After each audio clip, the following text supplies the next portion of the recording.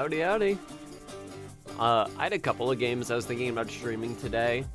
I was thinking about streaming Raid and then went, I can't.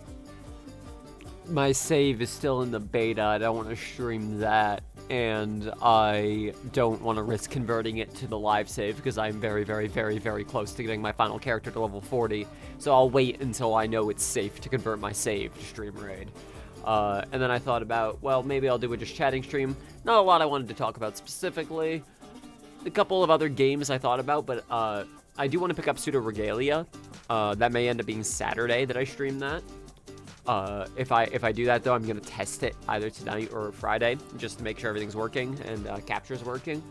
But I also really need to keep working on this article narration track, because it's a long article. I understand that people have difficulty with it.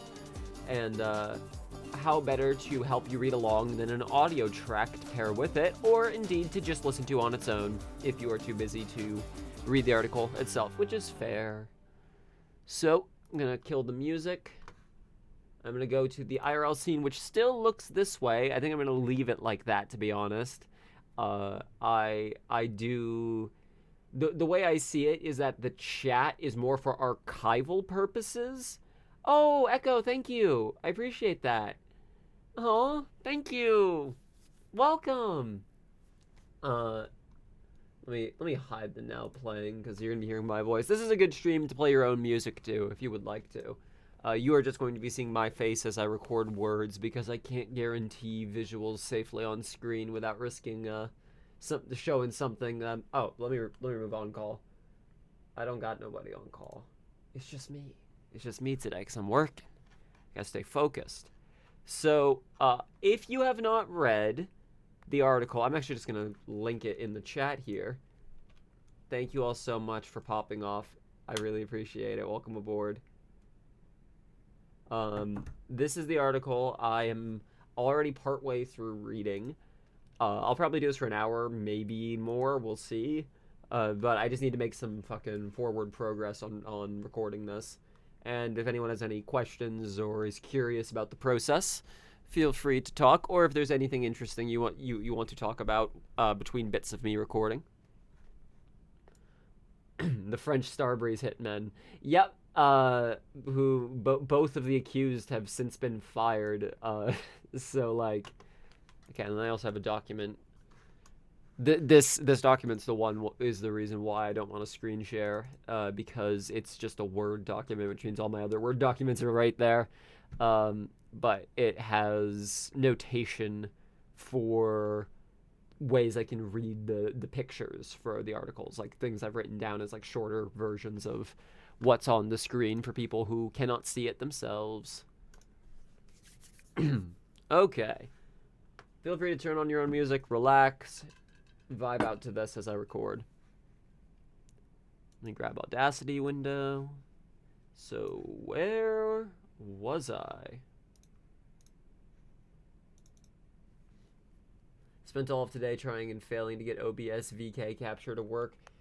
I have heard similar horror stories, probably for similar reasons, of a lot of people switching to Linux and like discovering one at a time things not working. Jay was just telling me about her struggles. She just recently finally got games to run on Linux Mint. Grifter selling bullshit technology and a gullible... Okay, so you all can hear that, correct? I presumed you could hear that, but I just realized this whole stream would kind of be moot if you couldn't. Okay, fantastic. If it's too loud, let me know. I can dampen it for the stream. Or which way to call it with Adolf, and don't have enough time to research further to form an opinion. Are we con men? Are we dumbass? I had to belt that out. Where was I? I was over here. I was like, I was confused because I had a break point there, but that's because I don't know if I'm gonna include a musical sting for that or not. So I'm leaving it there as a notation to myself. Rebel Payday 3 says move will accelerate development roadmap. Also talks future Payday franchise projects. All the headlines I say in like breaking news voice to indicate that I'm reading somebody else's words. I'm picking up a lot of tricks from how NPR does their stories here for like how to like change your voice for tonation. I've always like used radio as a frame of reference, but I've just been listening to so much news. There's a lot of news to listen to. There's a lot of news happening recently. All right, so after this image. So if you're reading along with the article, this is picking up after the picture of Hoxton with the Eurogamer article about Starbreeze acquiring publishing rights, where I say, fuck okay. So, fuck okay, the way the new CEO tells in Starbreeze's quarter... Okay, do I say quarter one or do I say Q1? I'm gonna say quarter one out loud in a moment anyway, so I might as well just say Q1, keep it brief. I am also tired of living in interesting times. I would like some boring times for a little while. Just for a little while, it would be chill. So, Starbreeze's Q1 2025 report, flanked by his fiscal boy Jewel, is that securing the rights for their third mainline Payday game was essential if they wanted to... Okay, yeah, I've got to read this as one thing. Okay. Fuck, okay. The way the new CEO tells it in Starbreeze's Q1 2025 report, flanked by his fiscal boy Jewel, is that securing the rights for their third mainline game was essential if they wanted to move forward with any Payday anything. Then I listen back, see if it's okay. Fuck, okay. The way the new CEO tells it in Starbreeze's Q1 2025 report, flanked by his fiscal boy Jewel, is that securing the... I can cut that breath just a little. I'm not cutting all the breaths in this because I've gotten the input before that my videos or my audio tracks can come off as like really hasty. And I think I need to include a couple of breaths. Otherwise, maybe the viewer will also feel like they're out of breath listening to it. I like the way you say fuck. I got that East Coast fuck. You put like an extra A somewhere in the middle of it. Fuck, okay. The way that I am gonna redo that though, just because there's a little bit of room noise on the okay. I'll do a retake on the fuck okay, but I think everything else is fine. Any Payday, anything. Yeah, I think that's all good. And then let me bulk up this window so I can see what I'm doing. The joys of only having two monitors. Every time I complain about one of my monitors breaking, I get like, oh, okay, streamer. The way the new CEO tells it in Starbreeze is... Alright, I actually have to fucking add the fuck okay, that's right. Fuck, okay. Fuck, okay. Fuck, okay. Fuck, okay. Fuck. Let's see. Fuck, okay. The way that... And then combine the clips so the breath isn't... Okay. The way the new CEO tells it in Starbreeze's Q1. All of this is going to get normalized in the end, so if some things are a little too loud or a little too quiet, it won't matter as much. Because normally I wouldn't normalize an entire audio track like that, but that is something I'm going to do with a track reading. Because it all has to be at a similar volume. I cannot imagine what I'd do with more than two monitors. That would probably change if I did get a third monitor. It's a future I cannot come to pass. That is actually what has stopped me from trying to get one of my old monitors working or retrofitting some solution, is realizing I was overwhelming myself.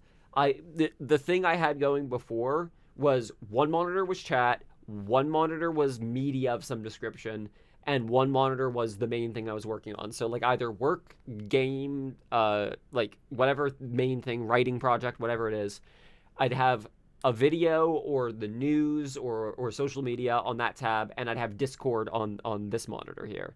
And I realized like actually maybe if it requires me have 3 windows open, I am already splitting my attention more than I really should be. And I should choose one of those things at a time. It is okay for me to be unavailable for 20 minutes on Discord. If someone needs to get in touch with me, they can call me. Like, so that I can play a game and not the whole time feel like, oh, hang on, I have to respond to this right the fuck now. Like, that's fine. Like, I'm trying not to tether myself as much as I was before. At the office, you once had a triple monitor set up. The third one showed nothing most of the time because I couldn't think what to put on it. The first time I ever saw someone use a more than one monitor setup, it was... Actually, I can tell specifics of this story because I don't live there anymore. This was back in Maine. The National Weather Service, or maybe it's NOAA. It's either NOAA or the National Weather Service that has a station up north, like right next to my fucking hometown. Right next to my hometown. So we did a class field trip there one time, and I saw like 15 monitor setups where it's like each monitor was dedicated to that is for one specific chart, one specific thing. If there is an error, it pops up on that screen so we know it's in that realm or that sector. And then there are sticky notes on the monitors for information about what each of these monitors means that could be moved around as needed. And I thought, as a 8 or 9 year old, that was the coolest thing on the planet. I thought it was like NASA shit. It was so awesome. And I think it informed my opinion of like maybe more monitors is fine, but I think I need to let it go a little bit. Plus, it is a lot of fucking light to be constantly caking myself with. I feel like my eyes have been hurt less ever since I've only had 2 monitors. Like maybe I should just like accept that. That's probably for the best. Projects. Fuck, okay. The way the new CEO tells it in Starbreeze's Q1 2025 report, flanked by his fiscal boy Jewel, is that securing the rights for their third mainline game was essential if they wanted to move forward with any Payday anything. I switched OBS to light mode, so I had more of a light panel on this monitor as well, because that was the other thing I was doing, was I would often have like just a notepad window open that was just like full screened on one window to have some extra light. I used to have full studio lighting, but then when I pivoted to doing like writing more as a main thing, having the whole studio set up like that was fucking interfering with my everyday.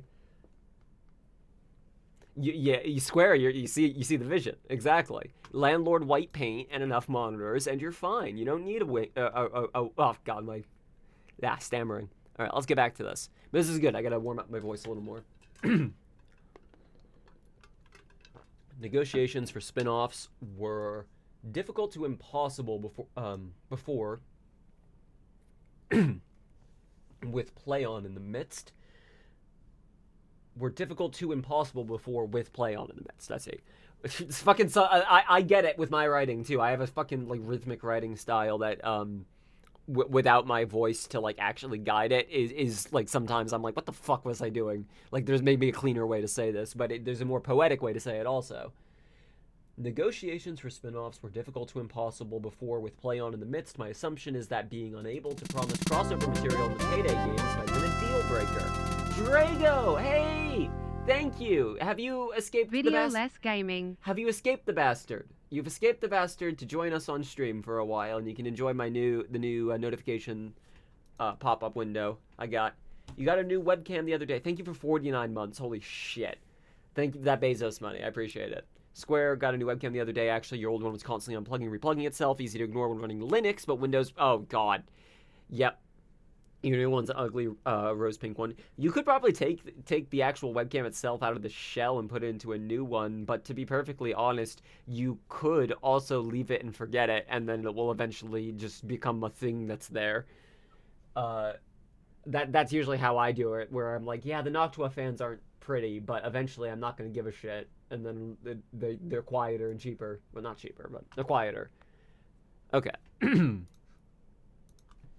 Negotiations for spin-offs were difficult to impossible before with PlayOn in the midst. My assumption is that being unable to promise crossover material in Payday games might have been a deal breaker. Or perhaps some predatory wording meant that PlayOn were interfering with any TV series they couldn't be cut in on.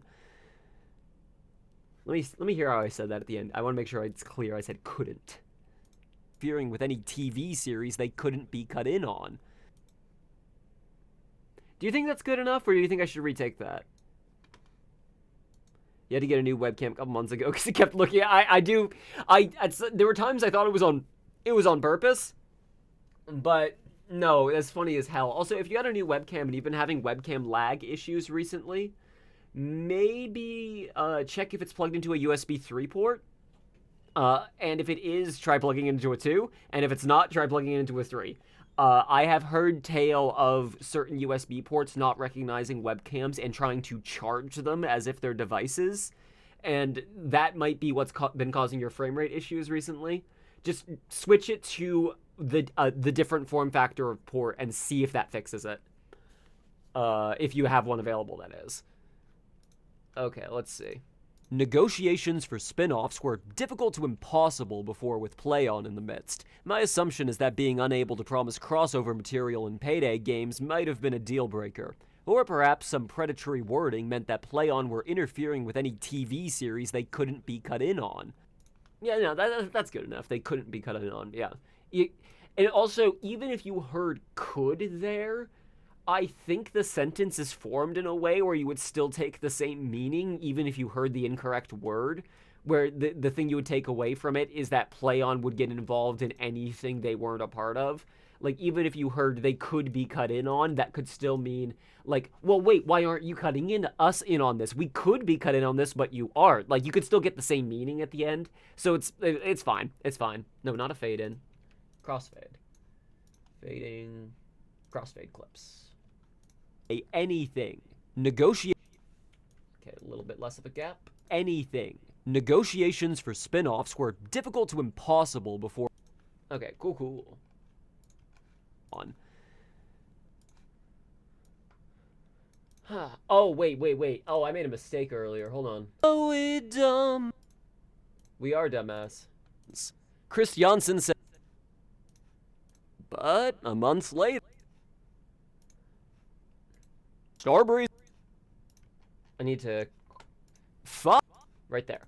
I clipped these 2 segments together. I actually need to not do that yet because I need to know where the breakpoint is so that I can do noise reduction after I'm done this recording section for just this. Because room noise is never quite the same from day to day. There's always like someone's moved a fan around, the AC unit's making a weird noise, something in the air, whatever. So trying to do like one final room noise thing at the end of this massive project would make some clips sound a little robotic and strange and warply and others not. Trust me, I've made that mistake in the past. So I have to, every time I'm done a recording session, I have a mark point and then I do noise reduction for just that. Especially when it's just a pure audio track and I know I'm not adding music to it. I want to make sure I'm getting it right. Or perhaps some predatory wording meant that PlayOn. Okay, yeah. One advantage of this new webcam is that the wires also ping, so at least stands. Yeah, that is one thing I've been thinking about, is how much I wish my wires were different colors, because I've been buying cables on purpose that are different colors so I can fucking keep track of them. I've got those braided DisplayPort cables that are like blue and silver, so I can see them easier and know, especially when I was moving monitors around more. That is a thing. At least now I could have fucking, if I really wanted to, I could have the VR headset plugged in all the time now, since I don't have that spot taken anymore. Okay, so we were at all I can surmise is that Starbreeze. Okay, and then this is all in bold, so I really want to make sure I make this clear. All I can surmise is that Starbreeze could not keep working on Payday as they pleased unless they escaped the PlayOn deal. So here we are. Okay. All I can surmise is that Starbreeze could not keep working on Payday as they pleased unless they escaped the PlayOn deal. So, here we are.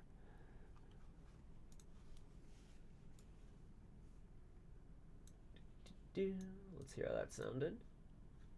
All I can surmise is that Starbreeze could not keep working on Payday as they pleased unless they escaped the PlayOn deal. So, here we are. Maybe I'm a little too close to the mic. TV series they couldn't be cut in on. All I can surmise. Yeah, I'm a little too close to the mic. I gotta back up just a tick.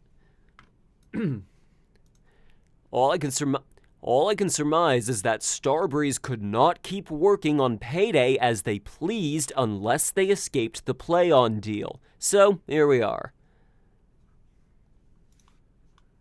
Yeah, I think that's better. Let's see. All I can surmise is that Starbreeze could not keep working on Payday as they pleased unless they escaped the PlayOn deal. So, here we are. Cool. Much better. Y'all, we just watched the season finale of the new season of It's Always Sunny. Fully crying.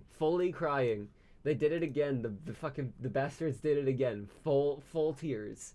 Yeah, the show is still really good. It's still just as good. All I can surmise is that Starbreeze could not keep working on paid Cool. Right projects. Here, right? Yeah, okay. Take care. Bye-bye, Aaron. Okay. With slides to support, Starbreeze's execs are giving the people what they want using maze-like speech patterns to avoid caveats. This is the other thing. This sounds stupid, but I'm going to say it. When you write a script or you have copy that you're reading, it is a skill to be able to cold read copy. That is doable. I do it sometimes. I do it a lot, actually. It is... There's a certain voice you can do for it that makes it easier to do, where you always go up on the ends of your words. If you want to sound authentic, literally... Echo, take care. Peace. Thank you. Literally just read it to yourself first, and then read it out loud. And if you're in charge of the wording, or if you're allowed to improv, if you read it to yourself a couple of times and you're like, I'm having trouble saying this is wordy, this doesn't make sense, and there are things that can be altered or tweaked that aren't crucial or core, go ahead. Yeah, I have more than once edited the original article here to slightly rephrase something when I tried saying it out loud and went, hang on, that's really clunky. There's a better way to say that. Like, be willing to, and, like, go, I don't know, I'm having trouble saying this. Maybe people will have trouble hearing it then. Like, if you're having that much trouble saying it, that might be a sign that you have to change the wording. On deal. So, here we are. With slides to support, Starbreeze's execs are giving the people what they want using maze-like speech patterns to avoid caveats. With slides to support, Starbreeze's execs are giving the people what they want using maze-like speech patterns to avoid caveats. I used to be embarrassed about my accent. I used to be so fucking embarrassed about my, like, East Coast Mainer accent. I used to really worry, like, that's part of why I do the thing I did with my voice in older videos. I was imitating, like, a radio voice that my dad was doing, but also I was, like, really embarrassed about my actual accent, and I don't give a shit anymore. At a certain point, I decided to stop, like, deepening my voice the way I was doing it there for my videos, and I have never been happier with the decision I've made creatively. That absolutely was the correct call. Like, it is, I don't give a shit if I sound, like, I used to get a lot of compliments about how my voice sounds, and I still do. So I clearly don't need to fucking umph it at all. All I can surmise... Wait, no, right here, right? With slides to support... Okay, I can remove the meow sounds. With slides to... Oh, come on, where is that? Where is that fucking mouth noise? With slides to support... Here we are. With slides to... I like straight up can't find where that where it is in the track. Effect, fading, fade in. With slide... Let me just generate silence. Fucking kill it. Generate silence. Generate. With slides to support... Okay, cool, I fixed it. So, here we are. With... When I do the noise treatment at the end, it will also add some, like, fake sibilance there to sibilance? The fake warble. So, there. here we are. With slides to support, Starbreeze's execs are giving the people what they want, using maze-like speech patterns to avoid caveats.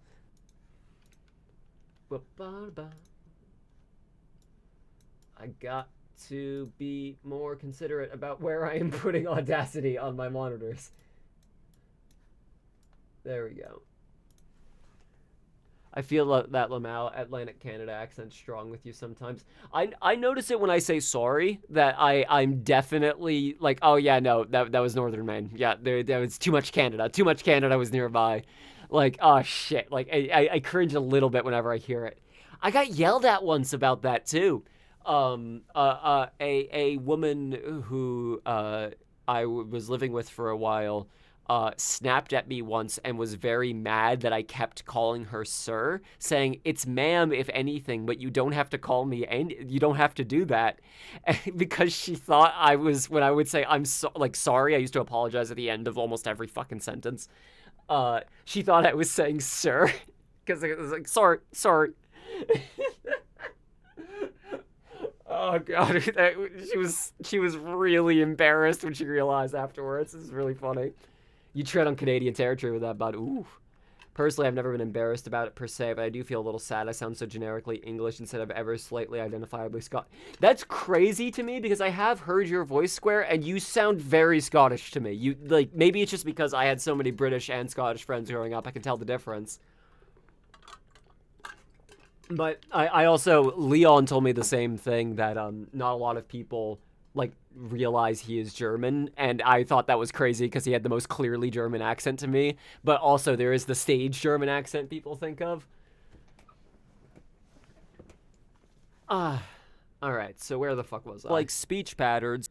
Okay, yeah, now I have an image here in the article, but instead of using the image as reference, I am not reading the captions on the images because they are meant to be supplementary to a presumed viewer's visuals of the image. Like, you're looking over this thing and going, okay, here's the headline, the yada yada, okay. And then you're looking for the summation, so you check the caption. Like, that's my expected use case there. So that doesn't mean anything for an audio track. So I kind of combine together what I'm saying in the caption with the body of the image in the description to give the person listening to it effectively the same thing. And I plan to, in the final audio track for this, have sound effects, like projector slide sound effects of cutting away to indicate that we're talking about a picture now and then cutting back. I'm inspired by Alpha Busa for that, by Hunter the Parenting and Norfolk Wizard Game, the way the editing is done on those, when they do like interstitial cutaways.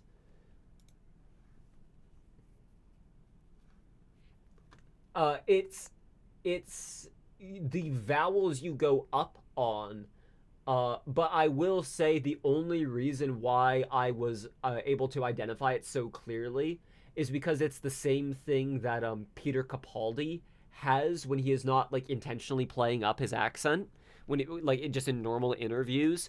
There is totally a way you could mistake his accent for English, but it's like there isn't baritone on certain vowel sounds that usually there is in English accents. Like it's purely like the higher vowel sounds on like E's and A sounds. I don't know how else to describe it without attempting to do an accent, and that would just be offensive, so I'm not going to. Avoid caveats. I'm Scots-Irish, but not enough of either to feel comfortable doing either. The issue is you spend a long time of your childhood outside of Scotland. You realize recently all your childhood best friends are English. So were mine! Well, not all of them, but a lot of them were. Avoid caveats.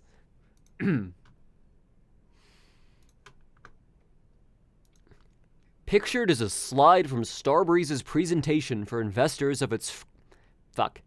Pictured is a slide from Starbreeze's presentation for investors of its Q1 2025 report. Quote, "The future of Payday. Our goal is to establish Payday as the core of the company and reinforce our position as the definitive leader in the heist genre."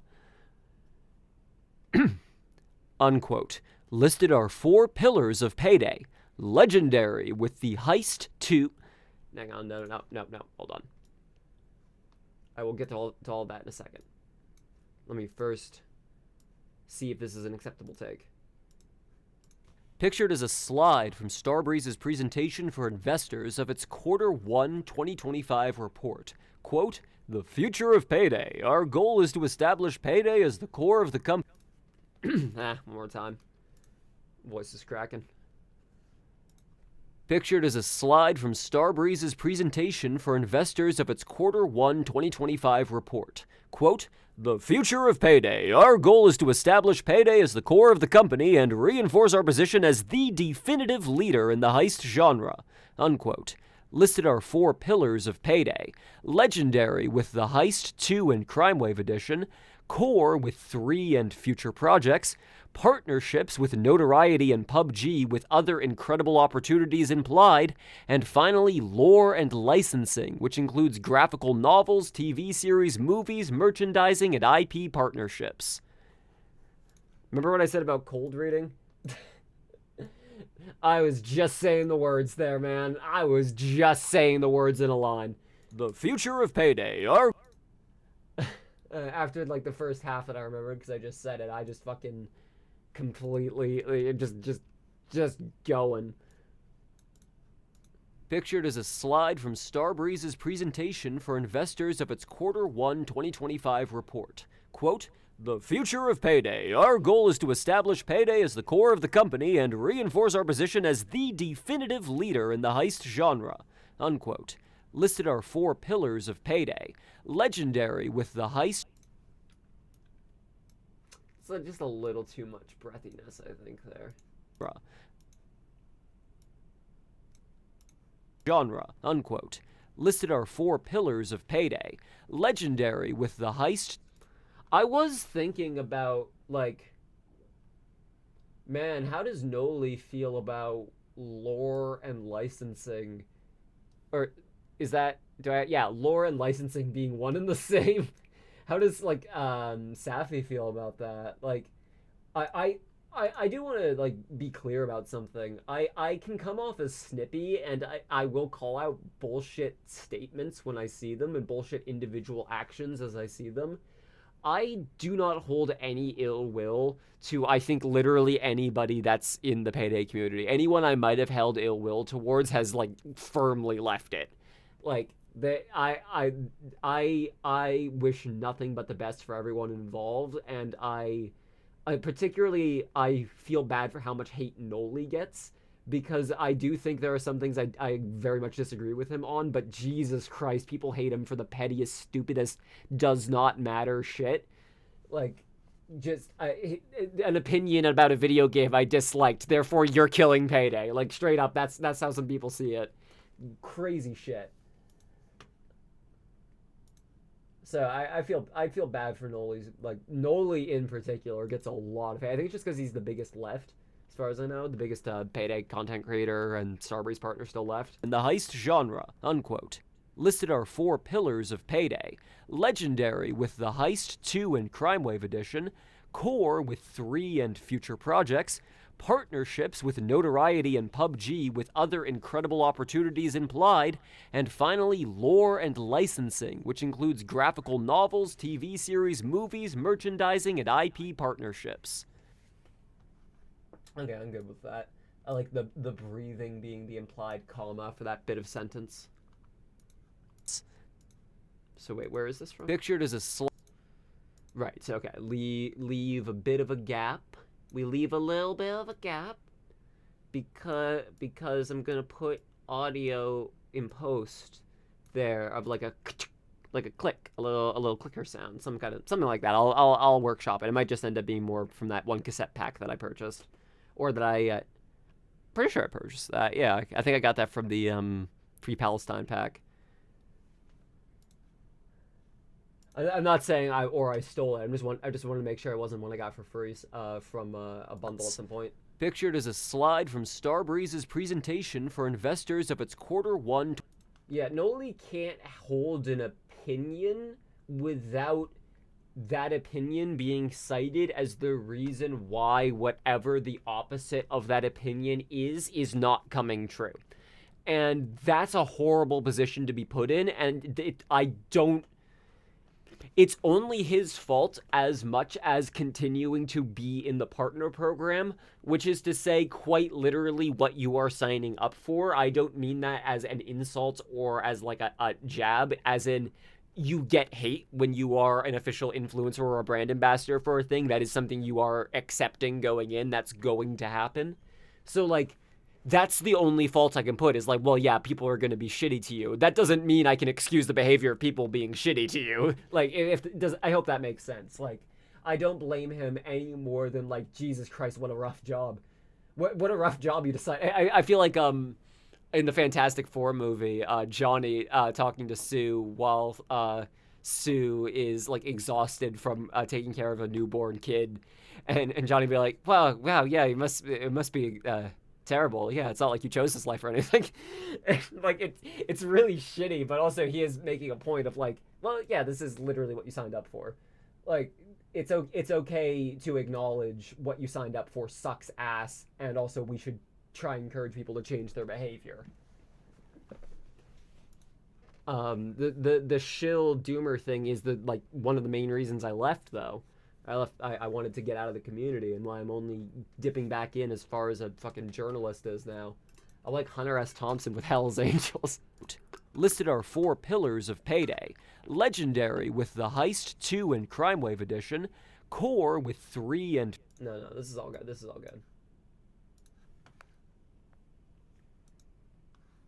good. Oh, wait, no, right. There's one more image. Yeah, because even though this is technically a little later in the article, they're close enough together, and it makes more sense to read them all as one thing. P partnerships. One more picture from that report here regarding regaining the rights to Payday. Bullet points include, allows us to build, release content faster, allows us to pursue any transmedia licensing deals, secures a 100% of the net revenue for Payday 3, and so on. I don't know how this article was received by community members. I get the feeling a lot of people didn't read it. That's part of why I'm making stuff like this. I think a lot of people probably saw the pros and went, yep, shit used to be bad. And then maybe tried reading it and were put off by the whole intro because they didn't want to fucking enjoy reading a fun story about alleged events that have occurred. But okay, it's all right. I'm trying to do more than one thing here, but I understand being perceived as one thing if you're one thing for very long. Includes graphical novels, TV series, movies, merchandising, and IP partnerships. One more picture from that report here. A little less of a gap. One more picture from that report here regarding regaining the rights to Payday. Bullet points include, allows us to build, release content faster, allows us to pursue any transmedia licensing deals, secures a 100% of the net revenue for Payday 3, and so on. I said that correctly, by the way. That's how the bullet point is listed. Secures a 100% of the net revenue for Payday 3. However, I do think that is technically correct. It just sounds weird when you say it out loud. But it is that there's no reason I think grammatically that doesn't work. It's just something that looks better when it's bullet pointed with 100% of the net revenue highlighted, and then when you remove that context, it's like, well, why didn't you phrase that in a normal way? Why didn't you say it like a human fucking being? Oh, that's so much of my job is like, okay, so why didn't you say it like a human being though? What is it that you're talking around? 100% of the net revenue for Payday 3, and so on. And here's what they were talking around. Well, actually, I should practice. Without PlayOn's 50% cut, Starbreeze gets 100% of Payday 3's revenue. After the 33% we still have to send to Digital Bros, but the game isn't profitable either way, so that's fine. Yeah, I'll do these one at a time. Without PlayOn's 50% cut, Starbreeze gets 100% of Payday 3's revenue. After the 33% we still have to send to Digital Bros, but the game isn't profitable either way, so that's fine.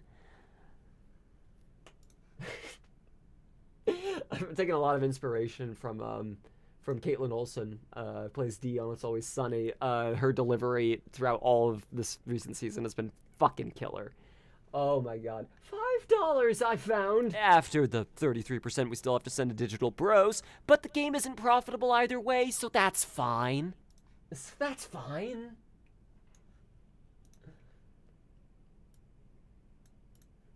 Without PlayOn's 50% cut, Starbreeze gets 100% of Payday 3's revenue. After the 33% we still have to send to Digital Bros, but the game isn't profitable either way, so that's fine. I'm gonna remove the gap there since this is an aside. It should go faster. Like, it should be at the pace that you would read it. Digital Bros, but the game isn't I gotta do that a little better. Effect, fading, crossfade. Neat editing trick. Crossfade a single section of clip, not two clips together, and you can just truncate that section while still merging the audio. Bros, but the game isn't profitable either way, so that's fine. That's how I do it in Audacity. Like, if I just want to shorten a gap on a breath a little bit, I just crossfade, like, just a little block of air, and it will just take the beginning of that block and the end of that block and merge them and delete everything in between the two. Without PlayOn's 50% cut, Starbreeze gets 100% of Payday 3's revenue. After the 33% we still have to send to Digital Bros, but the game isn't profitable either way, so that's fine. I saw Howa on stream today get soft locked on Under the Surface by randoms not knowing how to place the flash drive, and then apparently the order they interacted with the objectives in made it so that the game was telling them to pick up the flash drive, but it was already picked up, so they couldn't place it. It was something to that effect. I was only half paying attention because I was working on stream shit. But I feel so bad for every employee at that company who continues to be put in bullshit positions that make them look bad by absolutely no fault of their own. Jesus. Stop making your community managers be the ones streaming the game. You've got to find people who are willing to do that for you. I know there aren't a lot of them right now, but there's a reason you don't do it yourself. It's because you're not professional gamers. That's not your trade. And you're not also professionally used to navigating Payday's specific brand of bullshit. Like, the whole time there, I was thinking, oh, it's soft locked. Okay, they'll just have to move on. But also, if I was a brand ambassador, what the fuck do you do in that situation? You can't just go, oh yeah, our game's just bad. Sorry, our game's just fucking broke. My B, can't do it. It's an impossible situation to be put into. IP partnership. Oh, too far back. Secures a 100% of the net revenue for Payday 3, and so either way, so that's fine. A vertical slice of our D&D game will be completed soon to show to partners so we can make clear what we intend to develop. No idea if that's been completed yet, by the way. That game is supposed to release next year. A vertical slice of our D&D game will soon be completed to show to partners so we can make clear what we intend to develop. A vertical slice of our D&D game will be completed soon to show to our partners so we can make... No. A vertical slice of our D&D game will be completed soon to show to partners so we can make clear what we intend to develop. That game is supposed to release next year. I'm trying to read these like they're asterisks, and it's surprisingly difficult without just saying asterisk, but that's corny as fuck. A vertical slice of our D&D game will be completed soon to show to partners so we can make clear what we intend to develop. That game is supposed to release next year. How long is the gap between revenue and after? It's revenue. After. Okay, yeah, so shorten it. Crossfade trick. Develop. That game. Little shorter. To develop. That game is supposed to release next year. Okay, and then I want to intentionally leave a little bit of a gap there afterwards to let sink in. They are making a vertical slice for a proof of concept for a game they intend to release next fucking year. Okay, it seems you might be a little behind then. Fine. A vertical slice of our D&D game will be completed soon to show to partners so we can make clear what we intend to develop. That game is supposed to release next year. I don't know which way to call it with Adolf. I really fucking don't. He might actually know exactly what he is doing. That might not be a good thing, but I do think no matter what it is he is doing, it is smarter for the company and the jobs of the people currently working there than Mats Ewell was doing. So I am currently in a wait and see pattern, but I am not expecting shit for Payday 3. I am not expecting Payday 3 to actually be saved. I do appreciate them going, maybe Weave Hunters ain't it, though. At least next year. Because maybe Weave Hunters ain't it, though.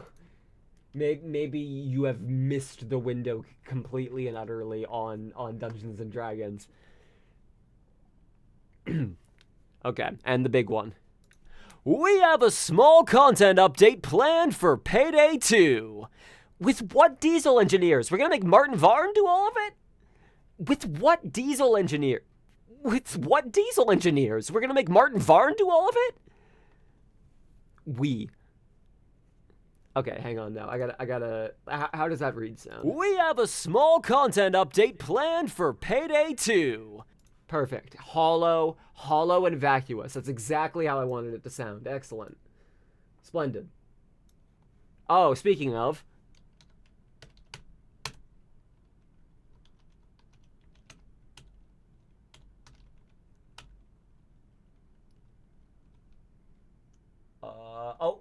I almost typoed it at the end. I think I got it. Did I type the incantation? I did it. I did it correctly. I could have just clicked the button. I'm not realizing.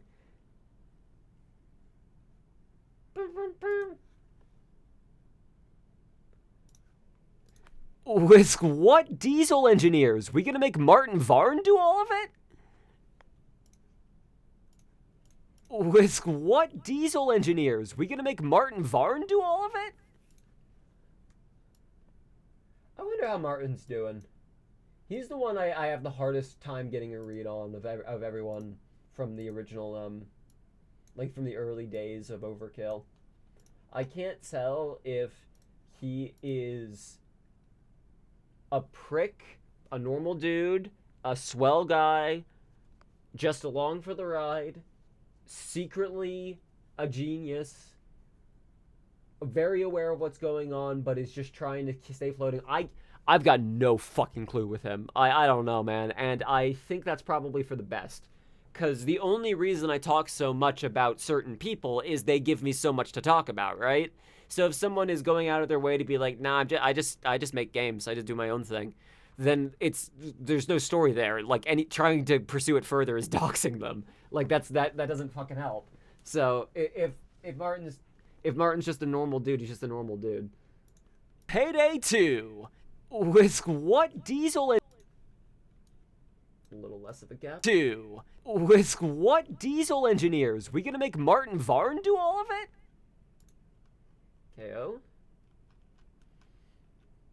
KO. Finally, back to the body of the text. I can't say confidently when plans formed to cut PlayOn out of Payday, but it couldn't have been more than a year ago. It might have only started when Adolf joined, or negotiations could have feasibly been underway months earlier. Back when the publishing team was downsized, we'll get there. But wouldn't Starbreeze need those people if they planned to self-publish? But wouldn't Starbreeze need those people if they planned to self-publish?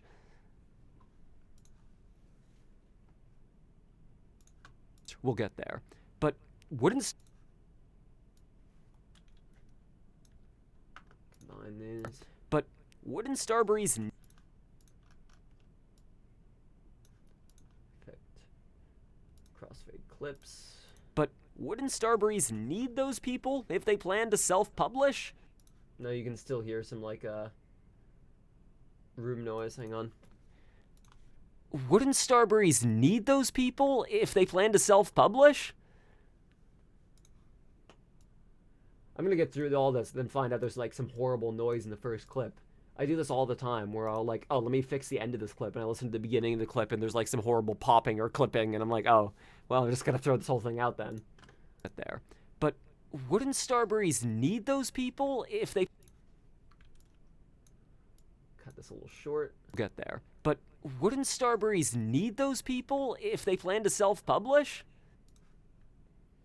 I need to include my confusion because that is the point. This is not a rhetorical question.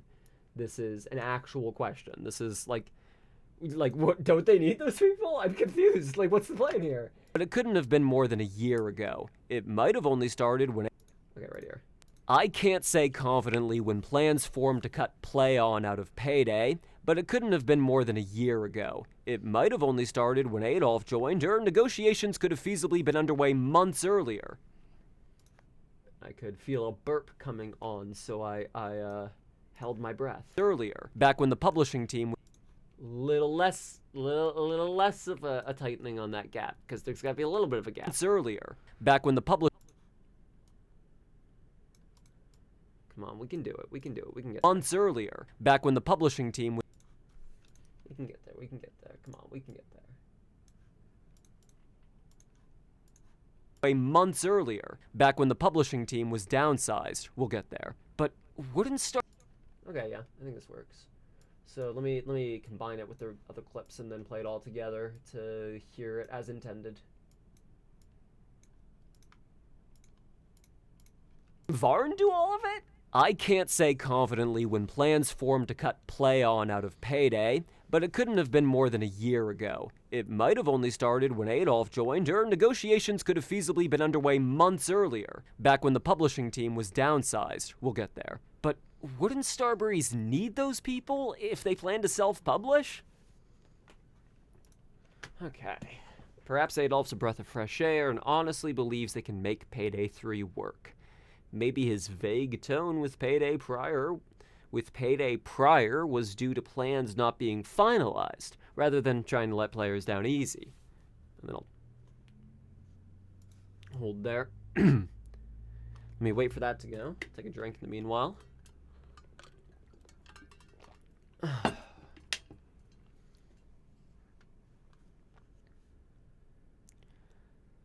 Perhaps Adolf's a breath of fresh... Perhaps Adolf's a breath of fresh air and honestly believes they can make Payday 3 work. Maybe his vague tone with Payday prior was due to plans not being finalized, rather than trying to let players down easy. Like, there are times where I worry that trying to sound clear comes off as condescending, because I've definitely also gotten the input before that I sound like I'm a kindergarten teacher. And I'm like, I don't know, I'm just trying to say things in a way that is clear and where the words stick. I guess that's also how we talk to children, but I don't know, maybe we should be more clear about our words sometimes. Maybe save the poetry for the verses, so to speak, and then the chorus is the words you actually want to hit. The important shit. Plan to self-publish? Perhaps Adolf's a breath of fresh air, and honestly believes they can make Payday 3 work. Maybe his vague tone with Payday prior was due to plans not being finalized, rather than trying to let players down easy. I look forward to continuing the work of expanding the Payday franchise further. Could have meant our main focus will be IP spin-offs, or alternatively, we hope PlayOn will agree to sell. I look forward to continuing the work of expanding the Payday franchise further. Could have meant our main focus will be IP spin-offs, or alternatively, we hope PlayOn will agree to sell.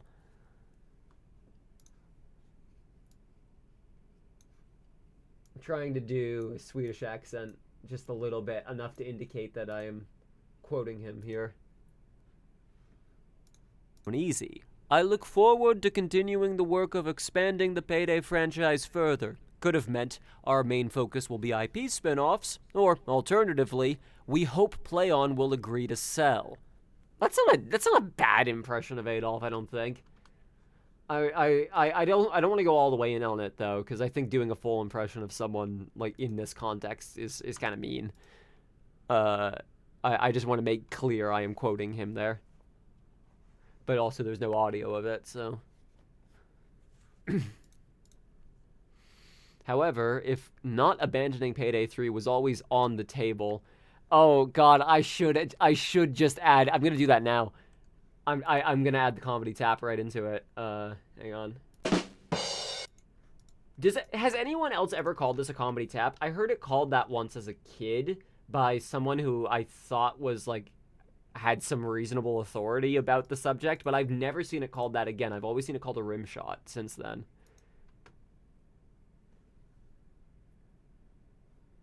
Maybe it's just in music context that it's a comedy tap.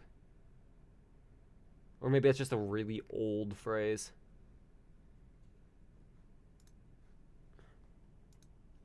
Projects. There we are. Yeah, I'll just add that directly into the audio track. It's funny as fuck.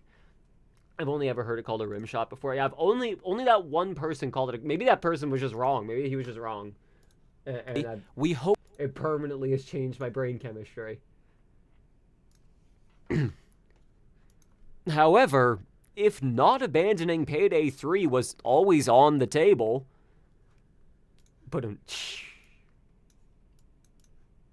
However, if not abandoning Payday 3 was always on the table,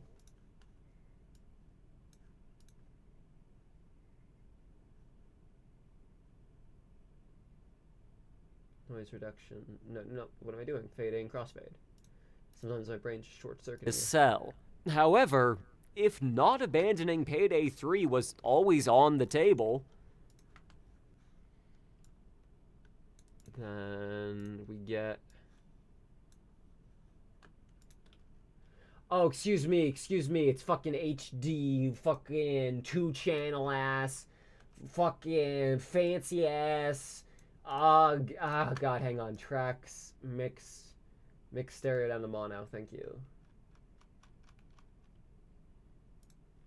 It's less than a second long, but then there's also the rest of the goddamn track here, but I can't just play it to like, zip over to it, because it will be deafening if I do it that way.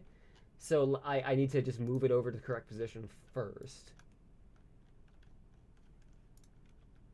And then, like, bring this, like, down by, like, minus 30. Minus 30 decibels. Okay, hopefully that's enough. Brace yourself. On the table. Okay, we're good. Always on the table. No, little... I don't want it to be held on too long, because there will be a bunch of people reading it who won't get the joke. And that's fine. They don't have to get the joke.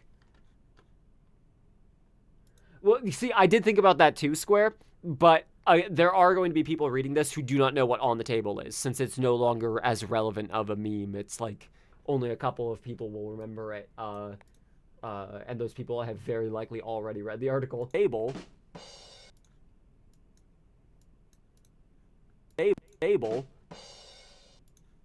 So like in the fade out, I will continue the casket. There we go. Keep fucking pressing the wrong thing. Fade out. You know you make me fade out. Cool. Was Mats Yule also just spinning the company's wheels while dealing with bureaucracy bullshit from Embracer? Starbreeze wouldn't sweat it if players assumed that was the case. This would not be the first time the company made a big show out of fleeing a restrictive publishing deal. And just as before, the consequences won't be made clear until years down the line. I might have to re-record that last bit. My voice started breaking. Consequences won't be made clear until years down the line. No, it sounds fine. Sounds downtrodden at the end. I'm good with that.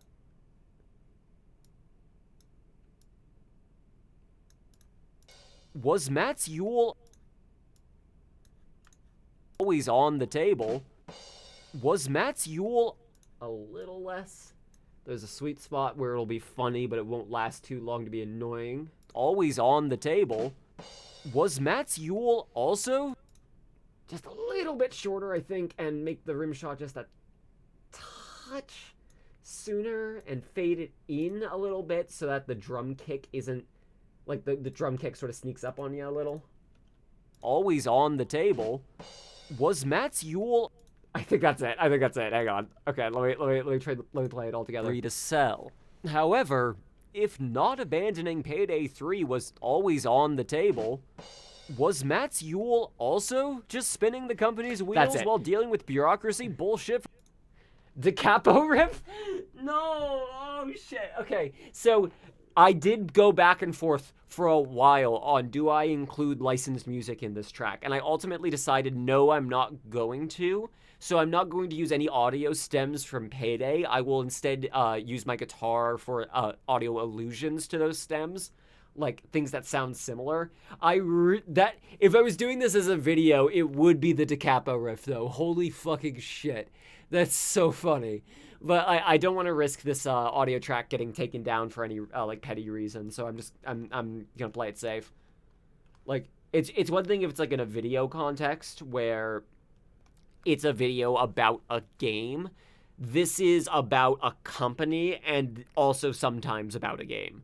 So I don't think it's fair for me to like take music there in a way that I won't be able to credit it.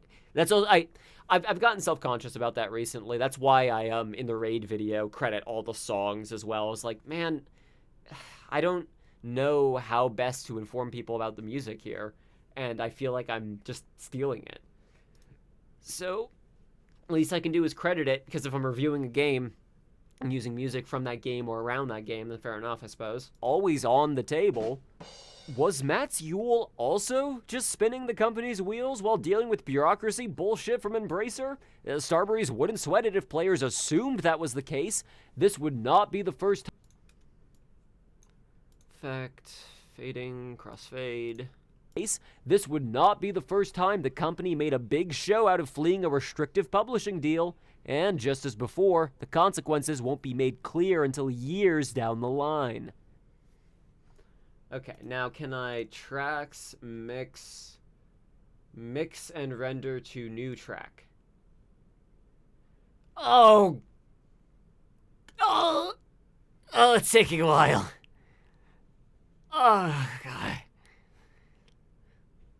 Because I don't want to have two tracks this whole time with one of them just being a rim shot. So if I could just make this one audio stem. I was also worried about audio tonality on the rim shot because sometimes those like generic sounds get like picked up by bots for like copyrightable audio. But doing a noise reduction pass on it should probably like chop it up a little bit in a way that is beneficial to me and should be imperceptible to the viewer. Oh God, which one is the mixed down track though? Hang on, is it this one? No, it has to be this one, right?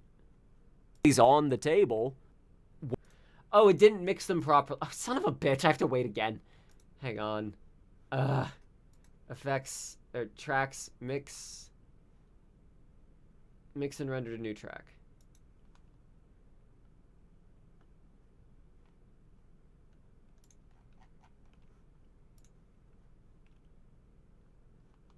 Okay, and if I solo track this, does this sound good? I'm not gonna ruin the whole fucking audio thing for one dumb joke. On the table was Matt. Okay, let me go to like the beginning of it, make sure nothing got corrupted over there. It's also 3 fucking hours, so no worries if you're uninterested. That essay was. You can hear the audio tonality difference, right? You can hear that it sounds just a bit different. My voice sounds a little different if I jump from place to place like that. Aside from working, or having worked, at Starbreeze, versus to nudge the company in a profitable direction. Oh, that got rid of all the gaps I left, though. Hell. Okay, let me think about this for a second. This is actually fine. I will finish everything I've got written down here. I will, noise correct to the mark I left for myself. Where is the mark, actually? Franchise projects. Right there. Okay, like just after 27. Cool. So yeah, we'll just leave that fucking track muted. I don't need it right now, and I will delete it when I'm done here. Okay, where was I? The consequences won't be made clear until years down the line. Frankly, I cannot imagine Mats Yule having the foresight to plan anything that far in advance. He continues to be. Frankly, I cannot imagine Mats Yule having the foresight to plan anything that far in advance. He continues to be Starbreeze He continues to be Starbreeze's chief financial officer under Adolf. However, I'd hazard a guess that Mats will someday get the fuck out of the games industry and return to a field he can actually conceptualize. I know I'm being harsh on him, but Yule's inability to grasp what was expected of him as a gaming CEO is central to this story. I feel bad for making fun of this man I have not met so much, but, you fucked up really bad, dude. Frankly, I cannot imagine Matt. He continued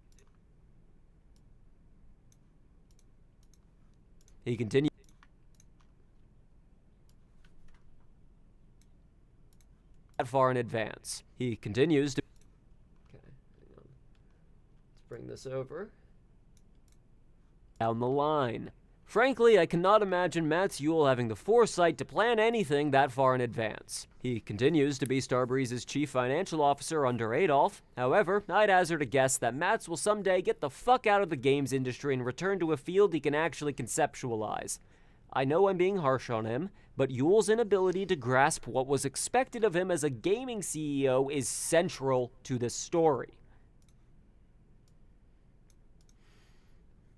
Making one little mistake can snowball into failing the whole job, as any Payday 2 stealth player would know, and the more resources you spend trying to direct attention away from that mistake, the more onlookers start to notice a crime is being committed. But as I said before, in the business world, that's a little awkward, but as I said before,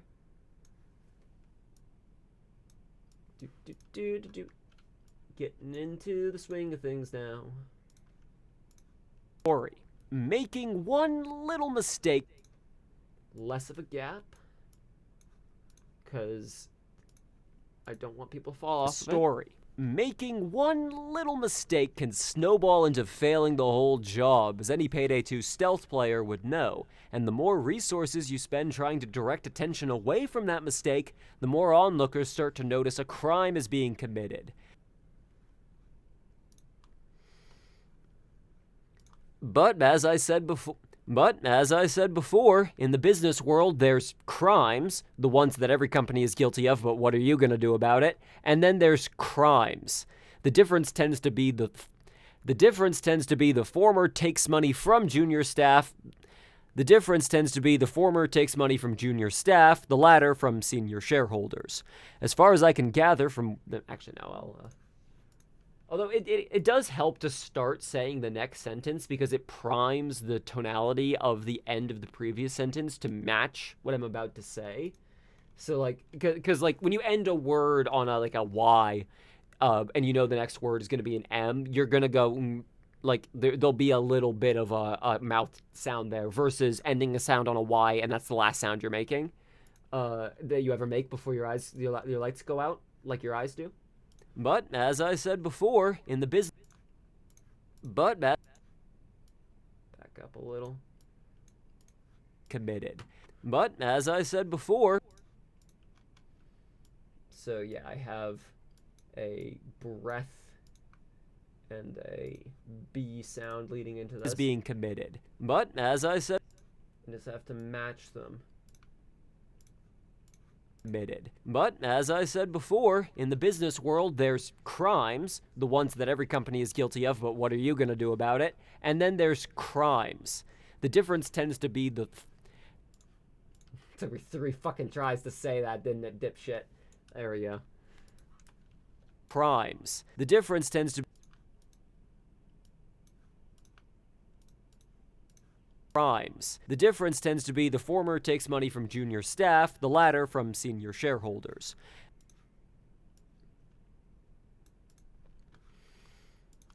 As far as I can gather from whistleblower testimony and publicly available information, Mats may have been attempting to do some standard business school shit, while 2 other higher-ups were, allegedly, engaging in a crime that banks might care about. I can do better than that. As far as I can gather from whistleblower testimony and publicly available information, Mats may have been attempting to do some standard business school shit, while 2 other higher-ups were allegedly engaging in a crime that banks might care about. Now, see, I said the words, I said them all in the right order. But did I believe them when I said them? That's the difference. Did you believe it when you said it? Because if I'm just saying shit, then people will eventually pick up on, like, even if the information's good, you're just saying shit. You're just saying it in a line. This is why, like, AI voiceovers aren't fucking worth a damn, is you're just saying shit in a line. It's hard for me to tell what you actually mean. You have to actually mean it. As far as I can...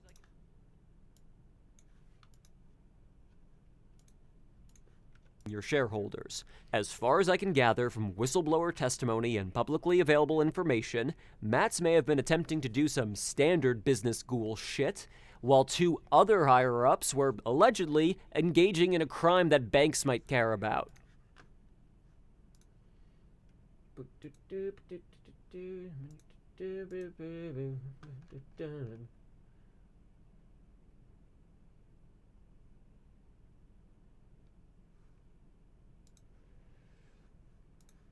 Two other higher-ups were allegedly engaging in a crime that banks might care about.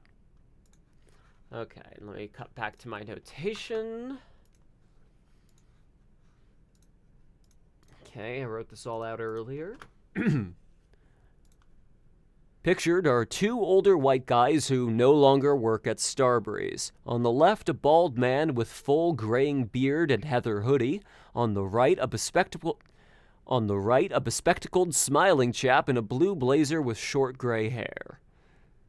On the right, a bespectacled smiling chap in a blue blazer with short gray hair.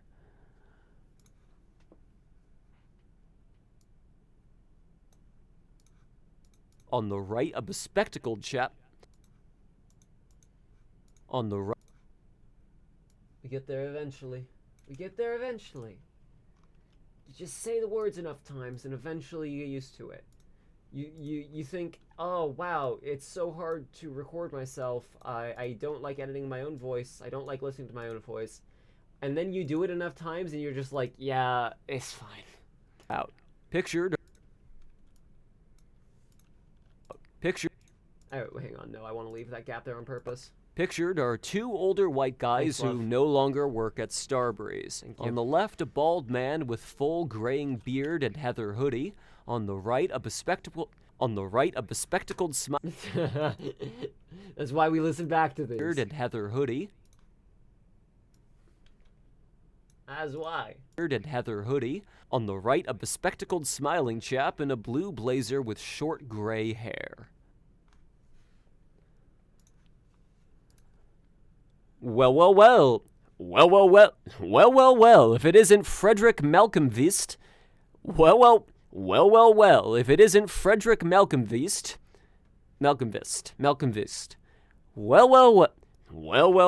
if it isn't Frederick Malcolmvist, cheap product officer. I feel bad that, like, I'm not trying to make fun of his name. There is nothing to make fun of in his name. I just have trouble pronouncing his name. Gray hair. Well, if it isn't Frederick Malcolmvist, cheap product officer. But I can use that C sound. Frederick Malcolmvist. See, I can still make it work. You know what? No, I can do this right. Malcolmvist. Well, if it isn't Frederick Malcolmvist, Chief Product Officer from August 2021 to September 2025, and Thomas Lindgren, member of the board from May 2021 to May 2025, both of Starbreeze Entertainment. Boom. Chip, boom, boom, chick, chick, boom. It's just that easy. Gray hair. Well, if it isn't Frederick Malcolmvist, Chief Product Officer from August 2021 to September 2025, and Thomas Lindgren, member of the board from May 20... Oh, I heard that slight little stammer. Oh, I heard it. You know who isn't gonna hear it? The people listening to the final thing. Generate silence. I banish you. Cursed for 1,000 years. Member of the board... That's too much. Hold on. Okay, hang on. Uncursed. I'm using the time pendant. 1,000 years into the future to unbanish you. So, okay, now we generate silence again. Banishment, 1,000 years. Thomas Lindgren, member... Okay, 1,000 years into the future again. Hang on, one more time. Generate silence. Generate. And Thomas Lindgren, member of the board... And then we delete a little bit of that gap. And Thomas Lindgren, member of the board from May 20... A little more of that gap.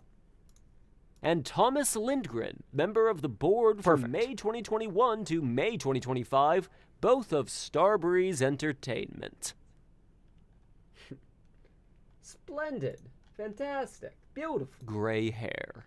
Well, if it isn't Frederick Malcolmvist, Chief Product Officer from August 2021 to September 2025, and Thomas Lindgren, member of the board from May 2021 to May 2025, both of Starbreeze Entertainment.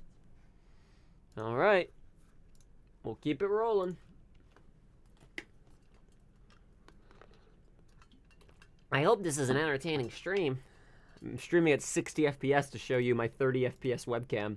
Oh boy, I'm so glad that the UI elements, which are largely static now so they don't fuck with compression, are going to be in 60 frames. I should have set it to 30, I really should have. Oh well, that's fine. At last, we've made it to the people the whistleblower's accused, which means I'll need to be a bit more careful what I say about these litigious lads. Let's start with the less important one.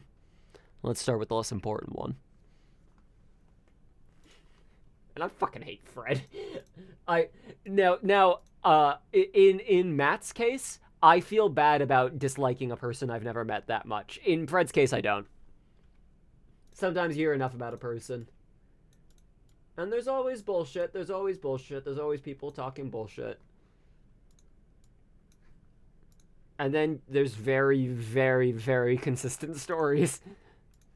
Lads. Let's start with the less important one.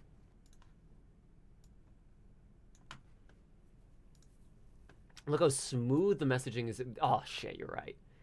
I'm glad I got to keep this old UI. That was ultimately one of the things holding me back from making the new stream UI was, but I like this one.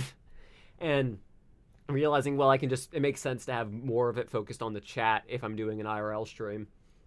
So realizing I could just keep it there honestly made a big difference. Where was it? Last, we've made it to the people the whistle... Okay, so yeah, we combine these together. Crossfade those clips. At last, we've made it to the people the whistleblower's accused, which means I'll need to be a bit more careful what I say about these litigious lads. Let's start with the less important one. Frederick is a software developer, which means he's smart enough to not post jack shit on social media. Or maybe it's just all in Swedish? Without a LinkedIn that I can find, I'm relying on some secondary sources for his work history, so our results may vary. Shoutouts to Ned's Declassified School Survival Guide, which embedded the phrase results may vary in my brain like a stone, and it's still there causing damage. It's like a -1 effect I have at all times.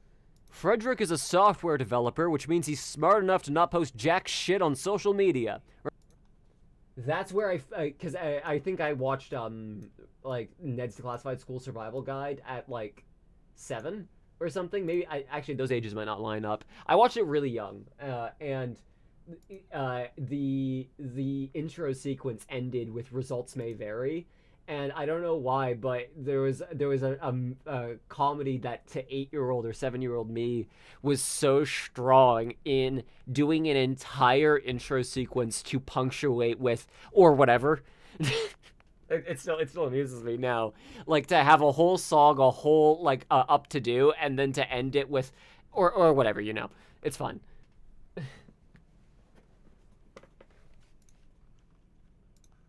Let's start with the less important one. Frederick is a software developer, which means he's smart enough to not post jack shit on social media. Or maybe A little less of a gap. Important one. Frederick is a software developer, which means he's smart enough to not post jack shit on social media. Or maybe it's just all in Swedish? Without a LinkedIn, No, it's not fair. You don't get to make fun of yourself for stammering. That's not cool. You wouldn't do that to somebody else. In Swedish, without a... That's not nice. Don't do that to yourself.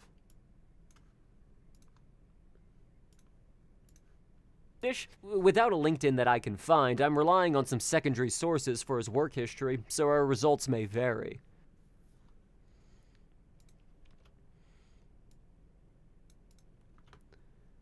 Leave it to you. I'll tease you for the stammer like a good husband. Aw, yay. It's so fucking cool that we're legally married. That makes me so happy.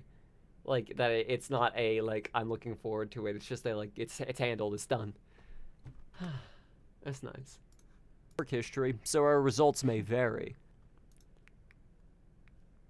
It was there.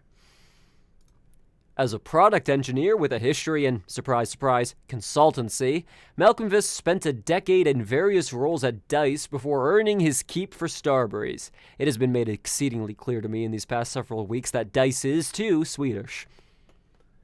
Would you know that I didn't realize that DICE were Swedish up until I was fucking interviewing Ilya, and he said he had a job interview at DICE, and in that moment, like a lightning bolt, I'm like, DICE is in Sweden, aren't they? DICE is from Sweden, aren't they? That makes sense. No wonder they kept coming up in the Starbreeze story, because, like, regionally, like, it would be like if there was a McDonald's and a Burger King directly next to each other, and I was like, man, I don't know why these two places keep coming up when I search for burger places near me. Like, they're fucking right next door. That's why. Duh. Obviously. Crossfade those clips. As a product engineer with a history in, surprise, surprise, consultancy, Malcolmvis spent a decade in various roles at DICE before earning his... Hang on, Malcolmquist.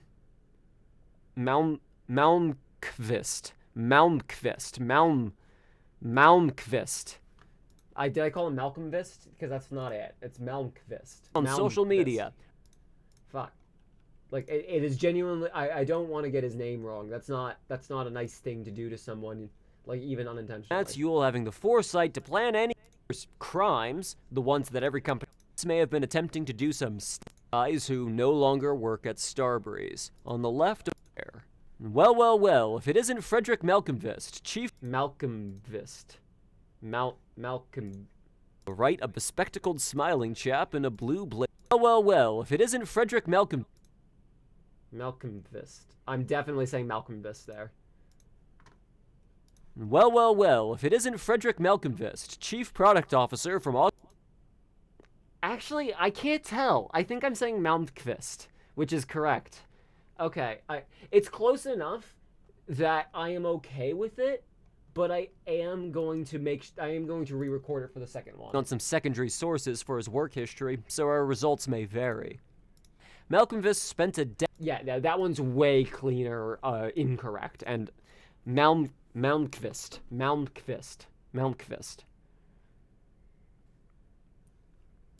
In, surprise, surprise, consultancy. Malmqvist spent a decade in various roles at DICE before earning his keep for Starbreeze. It has been made exceedingly clear to me in these past several weeks that DICE is, too, Swedish.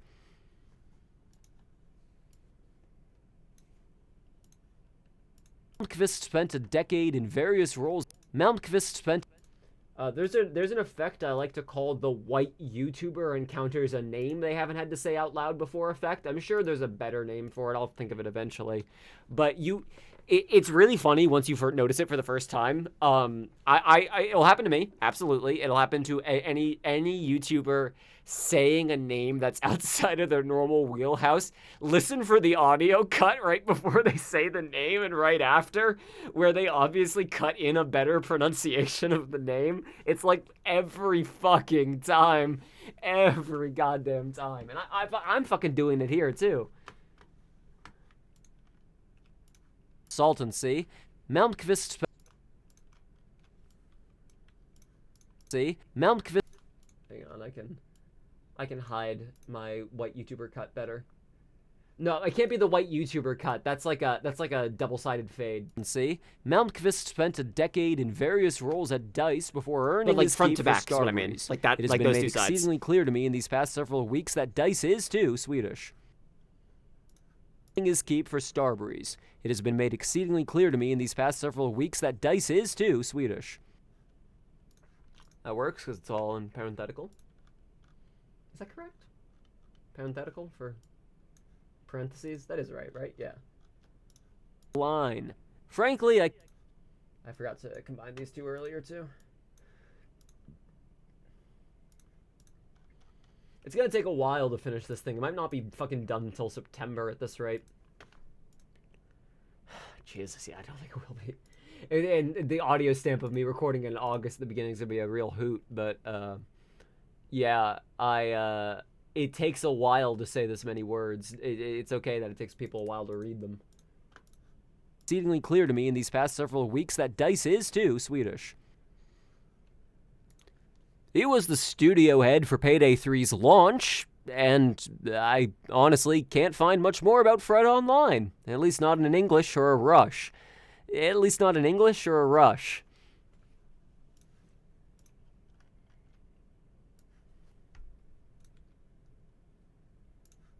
His keep for Starbreeze. He was... Oh, whoops. Misinterpreted the clips. My bad. What we got? more about Fred online. At least not in English. I honestly can't... Yeah, no. I'm slurring my words a little too much there. He was the studio head for Payday 3's launch, and I honestly can't find much more about Fred online. At least not in English or a Rush. Chief Product Officer is inherently a technical procedural job, I guess. Unless he does something crazy like, I've decided we're pivoting to a battle royale now. He's not gonna cause headlines. Doesn't mean he's not a prick, he's just quieter about it. We'll get there. I think I peaked the mic there. Probably not this take. Pivoting to a battle royale now. Well, I could just remove. I've decided we're pivoting to a battle royale now. Unless he does something crazy like hey, boo boo. Hey, unless he does something crazy like picnic basket. Yeah, I'm gonna do a Yogi Bear for him. Why not? Oh, hey, hello. I don't even know what we're doing. I don't even know why we're doing it. I've decided we're pivoting to a battle royale now. I've decided we're pivoting to a battle royale now. I've decided we're pivoting to a battle royale now. I've decided we're pivoting to a battle royale now. That just sounds like my narrator voice, because I'm trying to not do it. So I've decided we're pivoting to a battle royale now. There's got to be a little bit of confusion and clamor there. Like, the dude, Yogi Berra, hasn't existed forever now. So I've decided we're pivoting to a battle royale now. If you make a successful battle royale game, you could purchase many picnic baskets.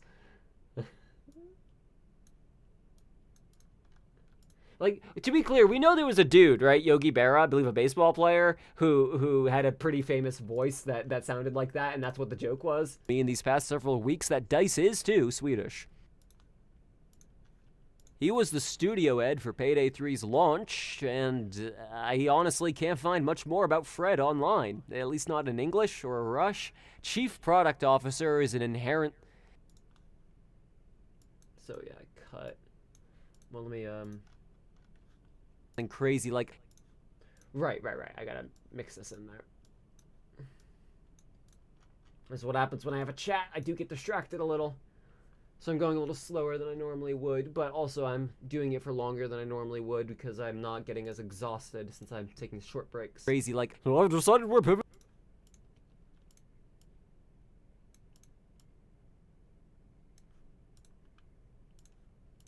Unless he does something crazy like... So I've decided we're pivoting to a battle royale now.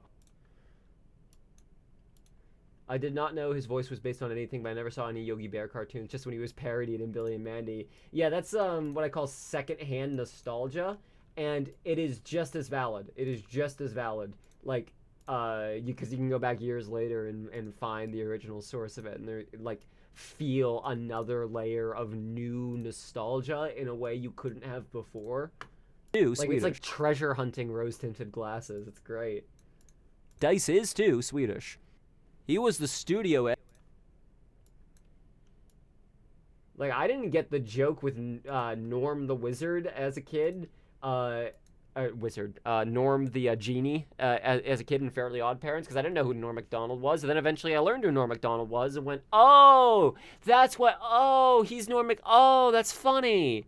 And that's why, because, yeah, okay, it's like the equivalent of just, like, insert a comedian, and it turns out they're actually magical. Okay, cool. Keep for Starbreeze. It's a Sinbad It has been made thing. exceedingly clear to me in these past several weeks that Dice is too Swedish. He was the studio head for Payday 3's launch, and I honestly can't find much more about Fred online, at least not in English or Rush.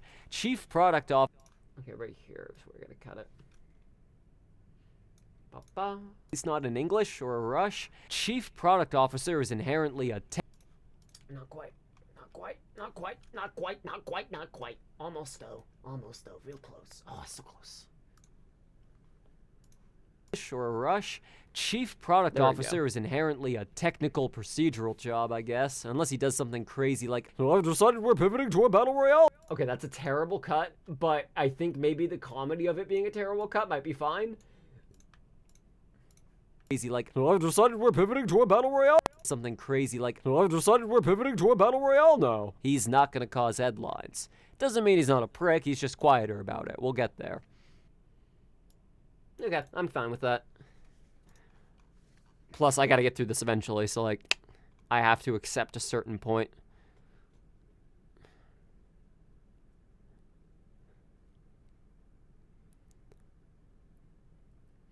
So, I'm gonna read this paragraph first and then read the image's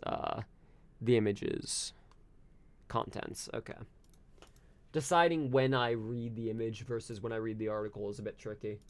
This is also why I'm doing this, because this is a new skill set I have to learn for how do you narrate an article like this, because it felt like it would be easy to me, and it's definitely going pretty damn smooth, but I am having to encounter certain problems of, like, how do I describe an image out loud in an accessibility way that isn't the very detailed accessibility way I would normally do, of you don't have the image available to you at all, so here is a summation of it. Because that would be too much for people who do have the image, but just want, like, to be told what they're looking at. So there's a sweet spot I gotta hit there. There's only so much more of this I can do, though. He's not gonna cause headlines. Doesn't mean he's not a prick, he's just quieter about it. We'll get there. Still a heat wave, and I can't have my fan on right now. Thomas, on the other hand, is a board member, sweet with a capital C. The big swings he's taken in the games industry these past few decades have left impacts we can measure. Knowing my audience, I could cite his time at Fat Shark AB, holding a couple different roles before chairing the board from 2011 to 2020, and then let you readers think for yourselves about Grin, read Overkill, read Starbreezes, and then let you readers think for yourselves about Grin, read Overkill, read Starbreeze, and Fat Shark's interesting history around those times. I remember seeing a pretty good guide for writing alt image text a while back. I'd be interested to read it. And then let you read it. Because I like to think I'm good at it, but I'm doing it, and maybe that's why I think I'm good at it, as opposed to a lot of people who don't do it. I could be told that it's shit by someone who's actually trying to make use of it. 2020, and then let you readers think for yourself. It was a little too Italian there. Think for yourselves. 11 to 2020, and then let you readers think for yourselves about Grin, read Overkill, read Starbreeze, and Fat Shark's interesting history around those times.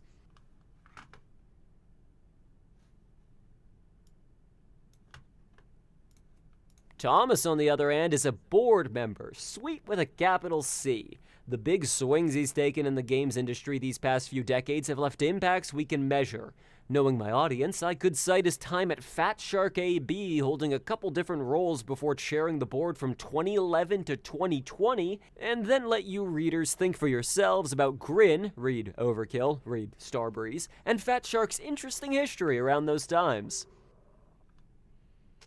I like the double read joke. That's a lot of fun.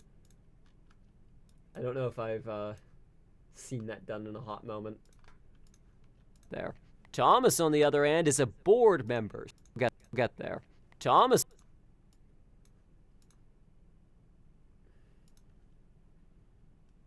It's an image that demonstrates quick map that I can link it here if you like. Yeah, go for it. Thomas, on the other. Do I have to give you? I forget how to permit square rabbit. I think that broke at some point. It doesn't work anymore. Yeah. Whatever. It just links fine. Who, expression, description, color, interesting features. I think I actually have read this exact thing, but just not as an image elsewhere, because this sounds really familiar. I might have gotten the same advice like from an article or something at some point. But it's kind of what I try to do. I try to describe like the general vibe of the person you're looking at and why we're looking at them. And in that order, too. Like, what's actually important about this picture. Speaking of which, like, for instance, in this case, the picture itself isn't what matters. It's the words written next to the picture. But it's also not all of the words, so I'm not reading all of it. History around those times. Pictured is a biography of Thomas Lindgren from his time at Goodbye, Kansas, where it makes clear that he's, quote, independent in relation to the company and executive management, independent in relation to major shareholders.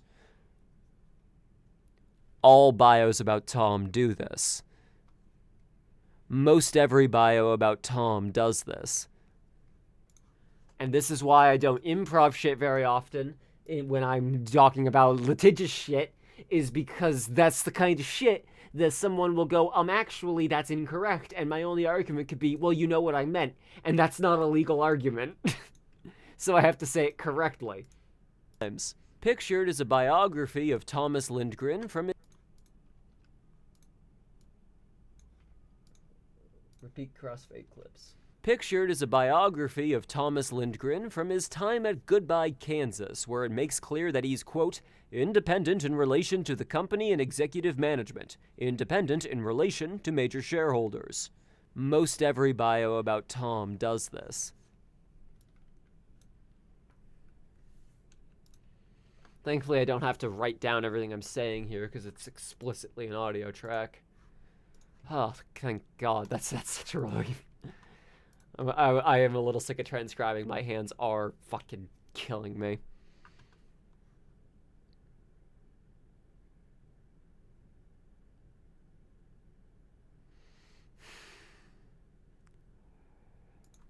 Anybody remember that browser-based dress-up game Stardoll?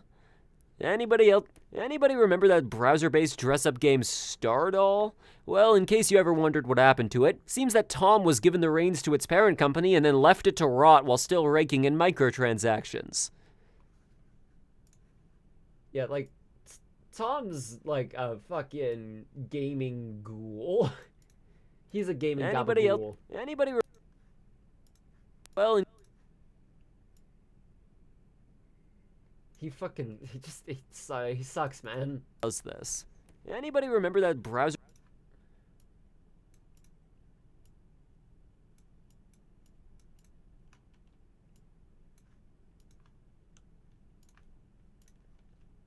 Anybody remember that browser-based dress-up game Stardoll? Well, in case you ever wondered what happened to it, seems that Tom was given the reins to its parent company and then left it to rot while still raking in microtransactions. You know those virtual reality workplace trainers that your manager avoids because... Hang on, no, I gotta read this whole thing out loud so I make sure I say it right. You know those virtual reality workplace trainers that your manager avoids using because they're cumbersome and don't work half the time?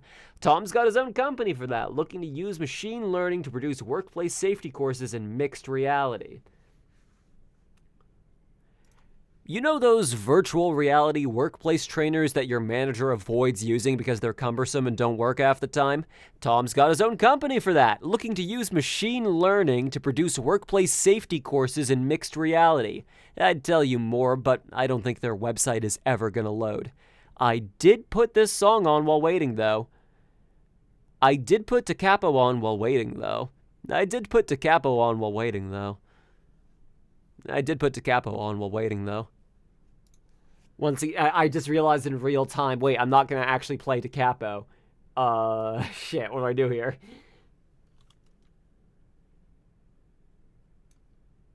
I think their website is ever gonna load. I did put Da Capo on while waiting, though. I may try to play guitar in a similar way to it, but I don't think I can make my guitar sound that sad. Like, I don't think I can make my guitar sound like it's also waiting for connection the same way Da Capo does. Brr, brr, brr, brr, brr.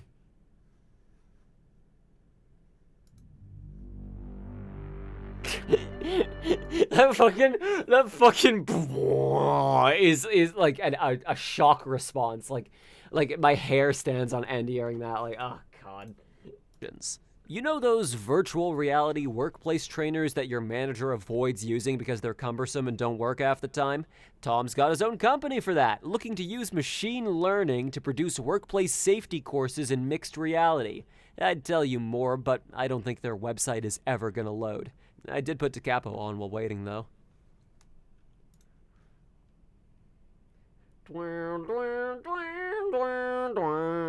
I'll think about it. I might have in the background, like, if I can make like shitty guitar playing to Da Capo, I'll do that. But it might be funnier to just hear.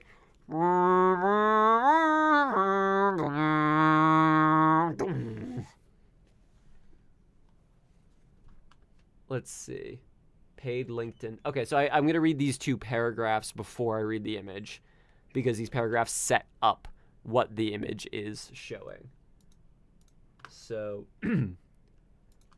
Tom uses his paid LinkedIn Premium to promote the services he's actively making money off of, whilst silent about the ones he's let slowly decay, but passively makes money off of. He does not post about Starbreeze. Let me try that again. Tom uses his paid LinkedIn Premium to promote the services he's actively making money off of, whilst silent about the ones he's let slowly decay, but passively makes money off of. He does not post about Starbreeze.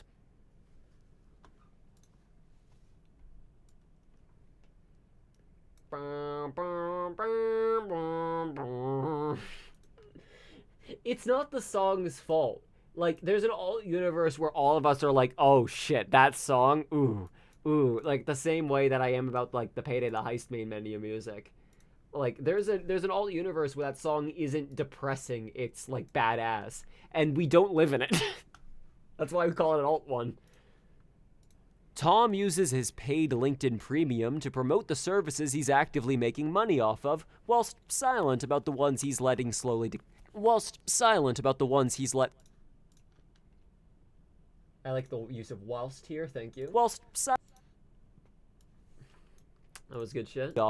Whilst silent about the ones he's let slowly decay, but passively makes money off of. He does not post about Starbreeze. I've said Starbreeze so much at this point that it really sounds like a fucking, like, force. Like the way you might describe, like, a nebula. Wait, shit. I regularly cycle mods for Payday 3 menu music, so Da Capo hasn't quite had the same crushing effect. See, I have heard that main menu music mods tend to crash the game. Has that been fixed? Waiting, though. Tom uses his paid LinkedIn Premium to promote the services he's actively making money off of, whilst silent about the ones he's let slowly decay, but passively makes money off of. He does not post about Starbreeze. His most recent hyperfixation is this narration-based employee training software framework.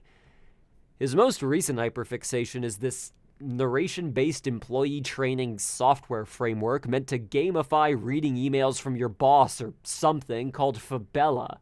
Suppose I don't entirely hate the concept of making work more engaging, but Tom's view hails purely from employee retention. from employee retention. Hopefully that door opening doesn't... Crashes on startup have been pretty rare for me. I think and just require I click the play button once more, so I think that's fine now. From employee retention.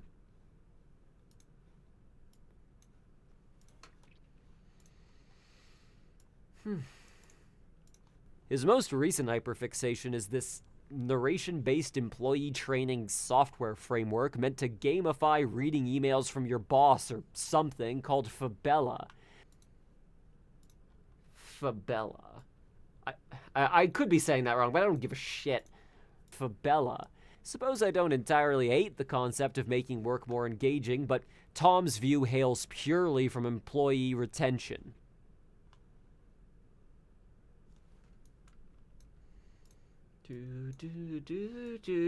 I have Da Capo stuck in my fucking head now. God, I wonder if someone... I'm not going to do this. I don't have time to learn how to do audio modding for Payday the Heist because it's trickier than other modding. But if someone brought Da Capo backwards into Payday the Heist, that would be fucking hilarious. That would be uncanny as hell. Jesus Christ. Weirdly, I feel like the song would actually fit the vibes of that game, though. Is this narration-based employee training software framework. Cool. Retention.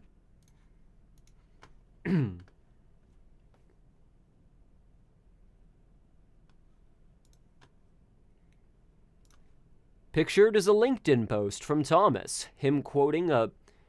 Pictured is a LinkedIn post from Thomas, quoting a post of a game developer using the Fabella Creator app during their vacation. Quote, Peter Zetterberg thinks Fabella Creator is so fun he can't stay away even on his holiday. I don't know what the fuck Tom sounds like. Probably that. Pictured is a LinkedIn post from Thomas, quoting a post of... I heard that mouse click, you son of a bitch! I heard that mouse click, you son of a bitch! You can't do that! Pictured is a LinkedIn post from Thomas, quoting a post of a game developer using the Fabella Creator app during their vacation. Quote, Peter Zetterberg thinks Fabella Creator is so fun he can't stay away even on his holiday. I'm like this close to just doing G-Man's voice for him. Peter Zetterberg thinks Fabella Creator is so fun he can't stay away even on his holiday. Peter Zetterberg thinks Fabella Creator is so fun he can't stay away even on his holiday. Creator app during their vacation. Quote, I hope I'm not saying that with too much contempt, but it does fucking irk me how much. Like, oh wow, this is so cool. Look at this person working on their vacation. This is good promotion for our app. Fuck you.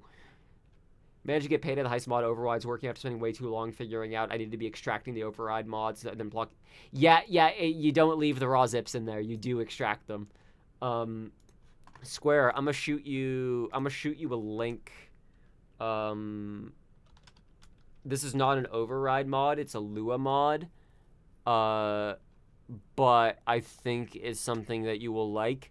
This is not currently publicly available because I'm waiting on approval from the original creator of the mod to put this out there. But if you would like, if you pair it with the Payday 2 color filters, the random day and night mod is real fucking good. Like, I adds a whole extra layer for those heists to have them be able to take place during night or day. Counterfeit at night, so there's a whole vibe. I will shoot you a link. There you are. It's not currently public right now.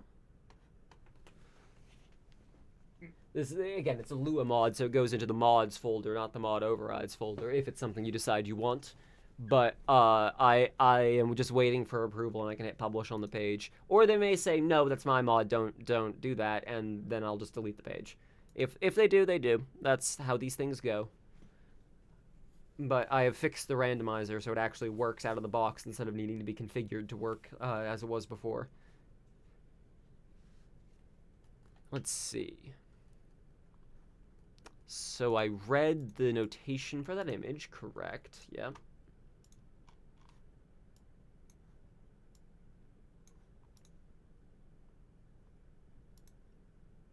Nope, not noise reduction.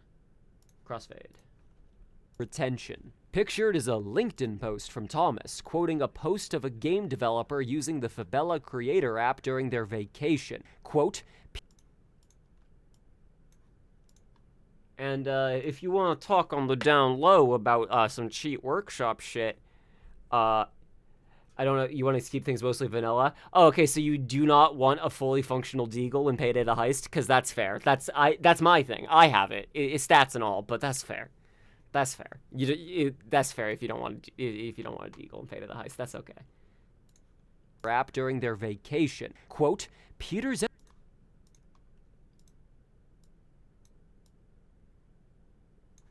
Let's see. Generate... Silence. Vacation. Quote, Peter Zetterberg thinks Fabella Creator is so fun he can't stay away even on his holiday. Yeah. This has been by no means an exhaustive list of the company's Lindgren's link. I gotta read this shit ahead of time. I can't just keep doing this. I don't know if it's something I'd stick to because I want to keep things vanilla. Yeah, absolutely fair. They should mod the FSA 12 gauge in the Payday Heist. There is an auto fire mod. You could up the reload speed of shotguns. Technically, everything is there for you to do it. I am almost 100% certain the game would crash. The game already struggles to keep up if you increase the fire rate of weapons even just a fucking little bit. Like, the strike fires pretty much as fast as that engine can let it fire. So, if we have that many pellets going off at once, I am certain the game will crash. On his holiday.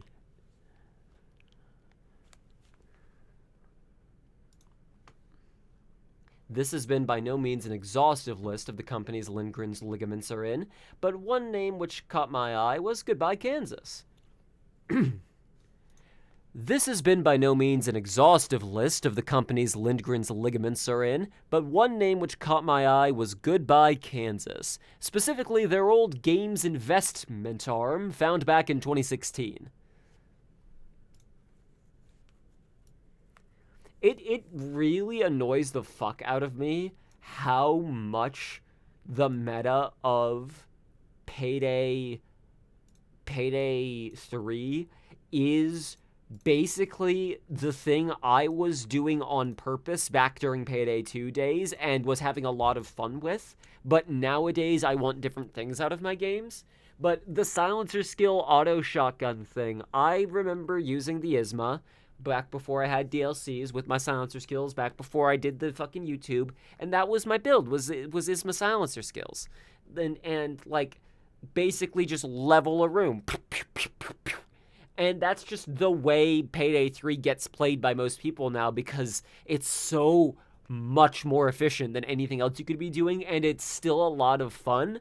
So the idea of playing Payday 3 is often like, yeah, I could use a worse gun on purpose, or I could use the fun gun that also kind of trivializes the whole game. But if I wanted the game to be more difficult, I wouldn't be playing Payday 3, would I? What a pickle.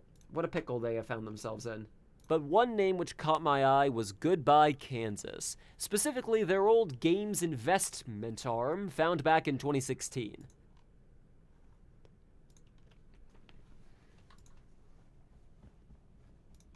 Did I say found?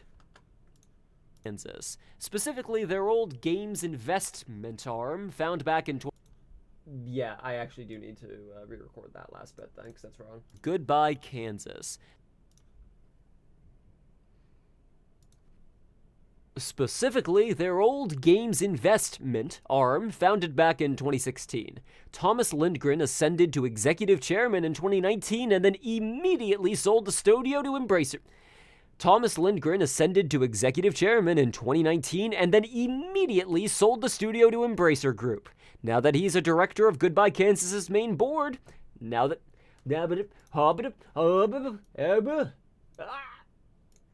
I'm dead. Back in 2016. Thomas Lindgren ascended to executive chairman in 2019 and then immediately sold the studio to him. Studio. He immediately sold the stogie. He's not smoking it. He's selling it. He's selling it for the money that it is worth. I didn't have the most fun with the Car 4 and the Sig 40. Been running a build without replenish. Yeah, it's a little silly how much you have to not get really good skills to make that game feel good to play. But also, the game was clearly balanced around not having skills, and then a skill system was coined up in 2 weeks. Like, watching people play that game without skills before Armor 2.0 made so many of the other games' weird bullshit make sense. Like, the whole attrition system made a lot more sense when you didn't have these, like, tide-turning skills that are a little awkward to activate. But it also wasn't necessarily what people wanted. So, you know...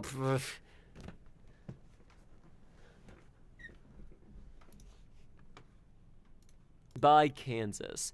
Specifically, their old...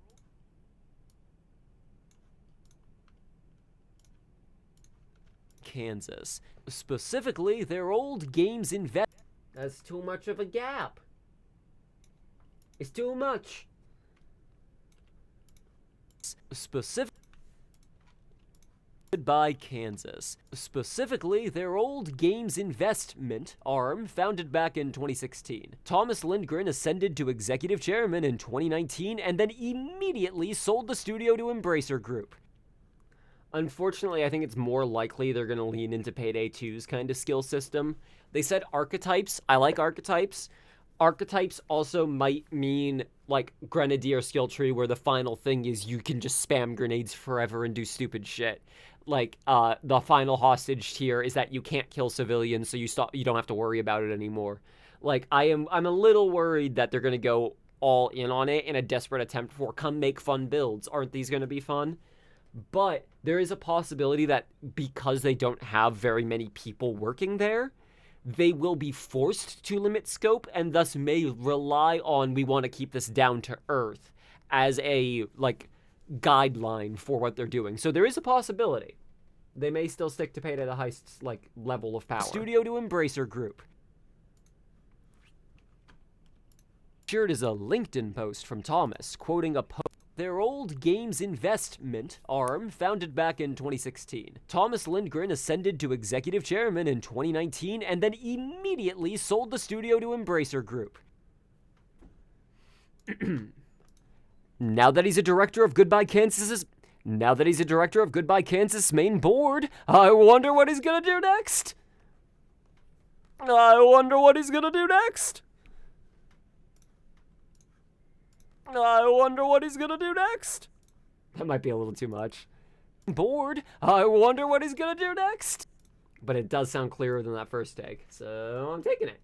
Sometimes you take a funny take and you leave it in there, and even if you're like, that's not perfect, it'll be something that people will afterwards go, why did you say it like that? That was funny. And be like, I don't know, because I also thought it was funny. Now that he's a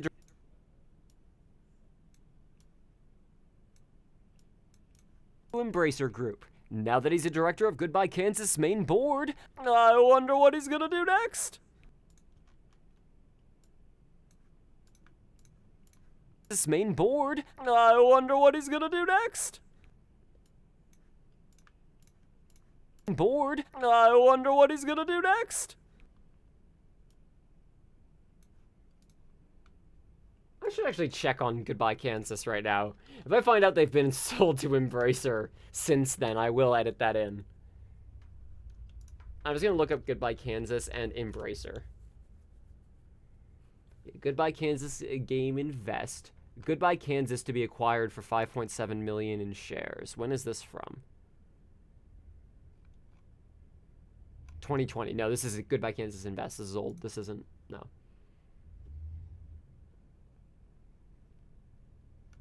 Bullbar Group. Pocket Gamer. When is this from? 2020. Yeah, no, okay. No, they're still kicking. But if I look them up, it does. If I look up Goodbye Kansas, Embracer comes up. So I think it's only a little matter of time. Tomathan has been on Starbreeze's board for the bulk of Payday 3's actual production, considering that decisions typically get passed down from the will of the board to officers both executive and financial, and seeing everything Lindgren has done to studios across Sweden, and most of all, given that Mats Yule doesn't know what games are, I am of the opinion that Tom is the brains behind many of modern Starbreeze's most insidious, metrics-driven, retention-obsessed macro-transaction bullshit. Bullshit. Bullshit. Bullshit. You gotta get the right bullshit in there. You can't have the wrong bullshit. You gotta have the right bullshit. Per transaction, bullshit. Yeah, there it is. There it is. There it is. There it is. Wow, I fucking recorded for a second there, damn. And seeing everything Lindgren has done to studios across Sweden, and most of all, I think that I'm gonna actually redo this whole take. I think that's a warm-up take. Tomathan has been on Starbreeze's board for the bulk of Payday 3's actual production, considering that decisions typically get passed down by the will...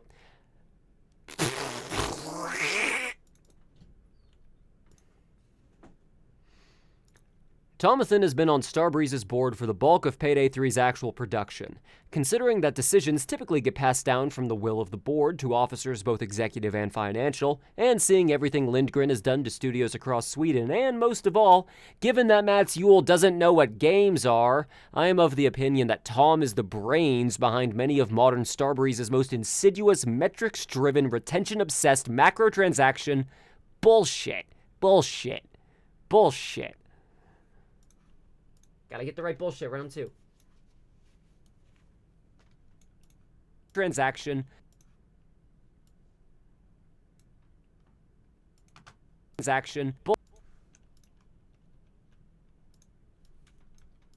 Bullshit. Bullshit. There's gotta be less of a gap. Transaction. Bullshit.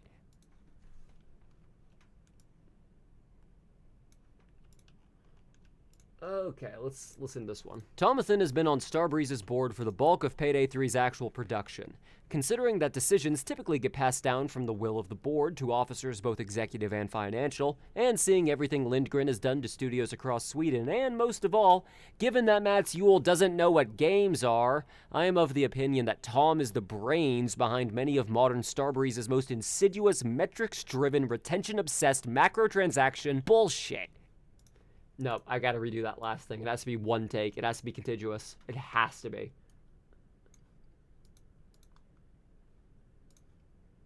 Most of all, given that Mats Yule doesn't know what games are, I'm of the opinion Tom is the brains behind many of modern Starbreeze's most insidious Insidious? Is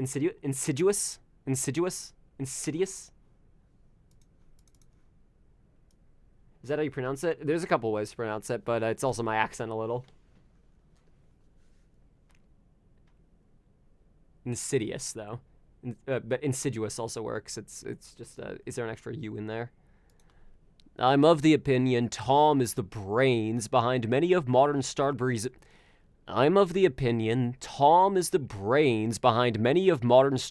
most insidious, metrics-driven, retention-obsessed macro-transaction bullshit. That'd be his calling card if he cared about taking credit, but cash and stock is more than enough.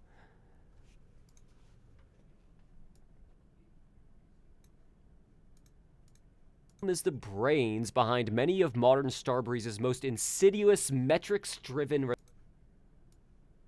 That's close enough. I'm fine with it. Insidious.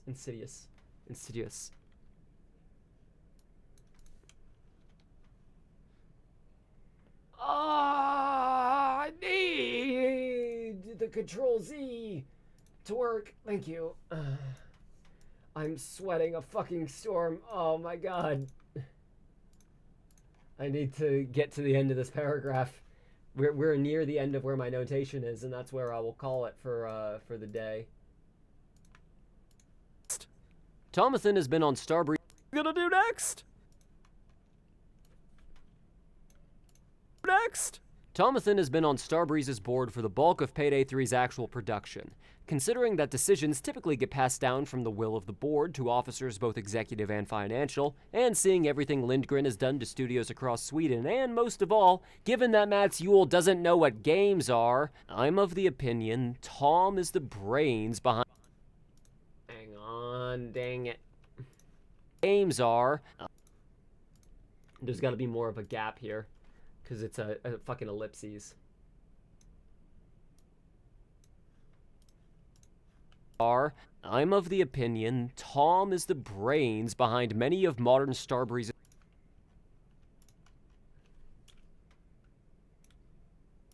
I'm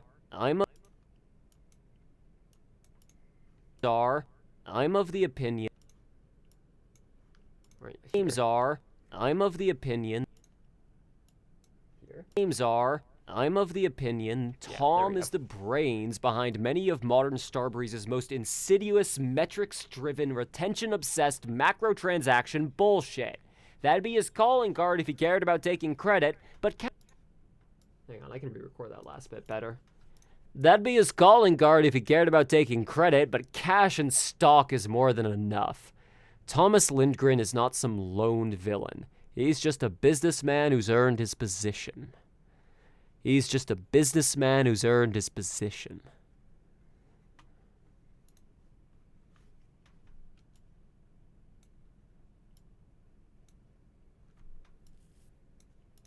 Action bullshit. That'd be his...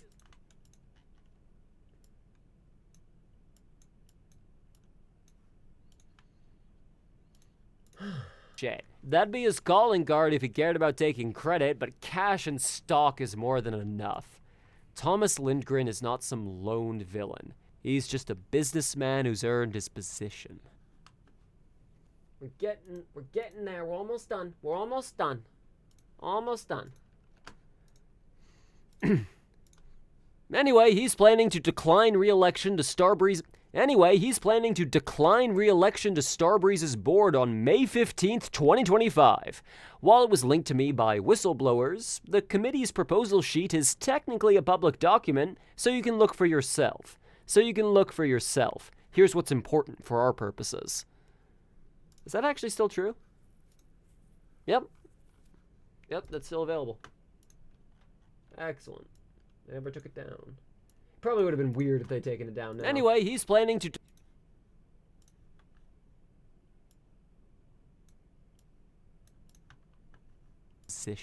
Anyway, he's planning to decline...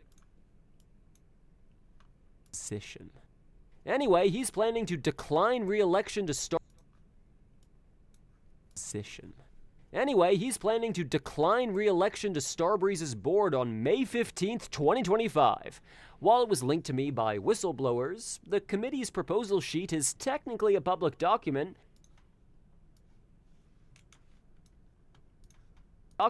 so you can look for yourself. Here's what's important for our purposes. Quote, the nomination committee proposes re-election of John Gillard, Jurgen Goldner, Anna Lagerborg. Nope, gonna give those names another pass. Hold on. I didn't expect so many names. Hold on. I should have read this first. Holy shit. Okay. John Gillard, Jurgen Goldner, Anna Lagerborg, and Christine Rankin. Does this actually matter, or am I going to bombard people with names when the thing that matters is Thomas Lindgren has declined re-election? Quote, Thomas Lindgren has declined re-election. That's honestly, it's the thing I have highlighted, and it's the thing that actually matters from that paragraph. You can go through it yourself with the text-to-speech reader, because it's not an image, it's actual text there, if you really need to get all of it. But you could also just go to the document itself and get it if you needed that then. Quote, so less of a gap on our purposes.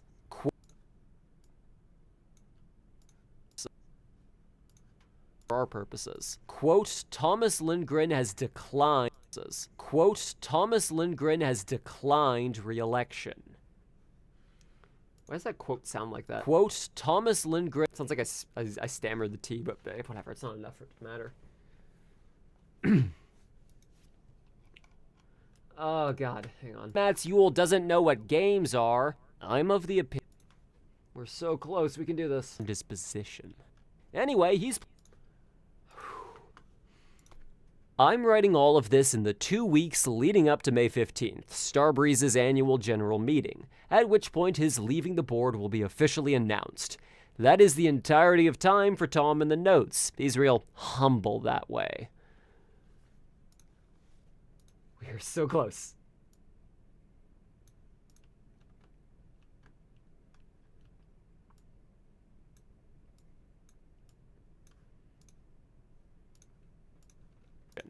I'm writing all of this in the 2 weeks leading up to May 15th, Starbreeze's annual general meeting, at which point his leaving the board will be officially announced.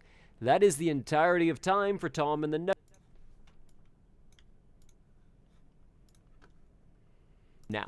That is the entirety of time for Tom in the notes. He's real humble that way. What's with the rush, Mr. Stardall? Things were just getting interesting. Now's when you decide the Starbreeze might not be a wise investment going forward. Okay. So you see this guy. This guy's such a fucking prick. You know this guy's a stupid asshole. He's a business asshole, but he's smart in that business way. So you know he's got something on you, and you know that he's got something planned. So you can't just call him an idiot. He's not an idiot. He's a real fucking smart guy. He's a real fucking nutcase, but he's a real smart guy. What's with the rush, Mr. Stardall? Things were just getting interesting. Now's when you decide that Starbreeze might not be a wise investment going forward? Then why'd you acquire several 100,000 more shares in the months leading up to your change in career? Whew. Let's hear. Maybe I peaked the mic too much there. What's with the rush, Mr. Stardall? Things were just getting interesting. Now's when you decide that Starbreeze might not be a wise investment going forward? Then why'd you acquire several 100,000 more shares in the months leading up to your change in career? How do we feel about that? We think that's good? The leveling is going to be better by the end of it, because again, I'm going to normalize the whole thing that way. What's with the rush, Mr. No, I gotta build into it more. Hold on. What's with the rush, Mr. Stardall? Things were just getting interesting. Now's when you decide that Starbreeze might not be a wise investment going forward? Then why'd you acquire several 100,000 more shares in the months leading up to your change in career?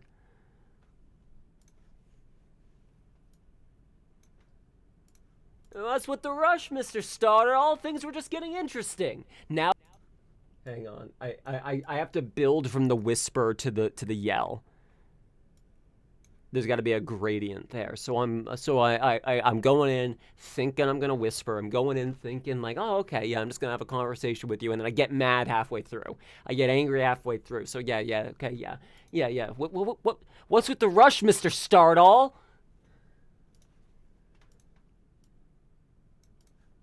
What's with the rush, Mr. Stardall? There we go. Because I want to build a tonality. I don't want to just be yelling at the viewer. I want to build a tonality up of the emphasis I'm trying to deliver for the line.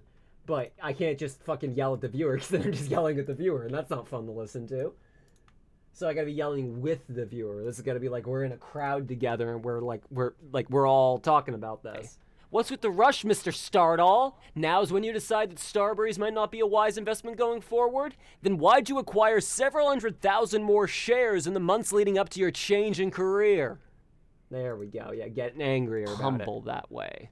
What's with the rush, Mr. Stardall? Now's when you decide that Starbreeze might not be a wise investment going forward? I forgot things are just getting interesting. Hang on.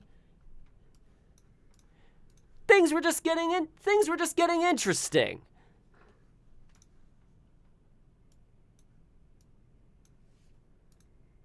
I take a bit of inspiration from the way Nathan... I forget his last name. The actor who voices the Scout in TF2. The way he records lines, like building up, like trying to get to the emotional state that you're supposed to be in, and like you've been thinking about saying this thing to this motherfucker for a long time, and you're finally getting a chance to say it, like the emotion of walking up and working up to it. Stardall, things were...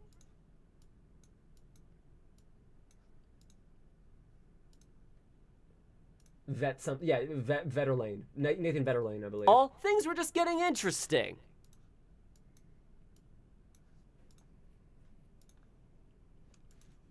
That way. What's with the rush, Mr. Stardoll? Things were just getting interesting. Now's when you decide that Starbreeze might not be a wise investment going forward? Then why'd you acquire several 100,000 more shares in the months leading up to your change in career? Alright, last thing I need to record. And then we're done here for now. Pictured are Starbreeze's publicly listed insider transactions from December 2024 and April 2025. Thomas Lindgren and Frederick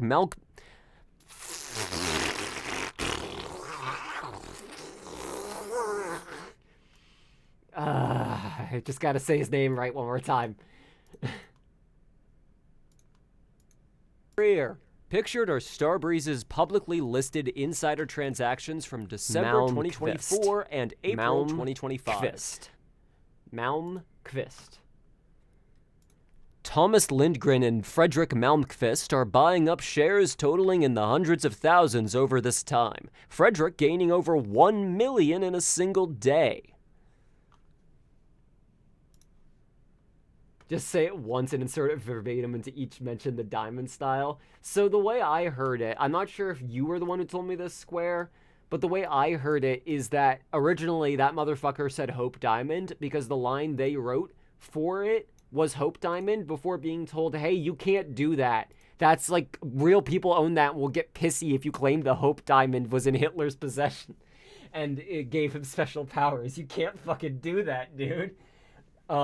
So they had to use one take they had available from notation when they were trying to get Giancarlo Esposito, like trying to give him the notes on what's going on with it, and emphasizing that when you're talking about the diamond, it's like a thing. It's like an important thing. Like, oh, the diamond, okay.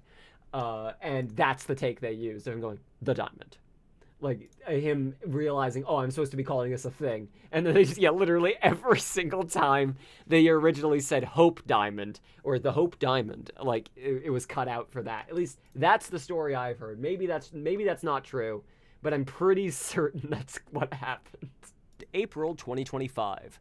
Thomas Lindgren and Frederick Malmquist are buying up shares totaling in the hundreds of thousands over this time. Frederick gaining over 1 million in a single day. Okay. Oh, Taito, I was just ending the stream. Oh, no. Well, I can chill for a little bit while I finish up here. I just need to finish recording because I've hit the paragraph break where I'll have the new audio tonality. So I'm going to I'll chill for a little bit since it just got here. I am doing good. We're just finishing up here, recording some audio. I'm going to get room noise for a second.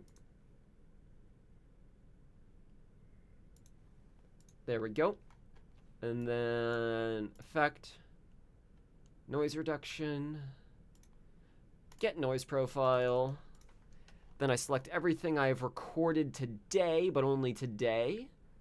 So around to the 27-minute mark right here. And then we effect noise reduction, apply. The article already exists. You can go read it now if you want. There just won't be a live audio track for it yet. The article already exists. I am recording a live audio reading of it, so you can have it as a partner thing while reading along to it, or just listen to it on its own as like a podcast. I have been thinking a lot. Let me finish up what I'm doing here, and then I'll talk about this. But I've been thinking a lot about how I'm gonna do the rest of the Payday and the Starbreeze story going forward. Let me just make sure all of this sounds okay. Here are two older white guys who no longer work at Starbreeze. On the left, a bald man with full graying beard and pension. Pictured is a LinkedIn post from Thomas, quoting a post-annual general meeting, at which point his...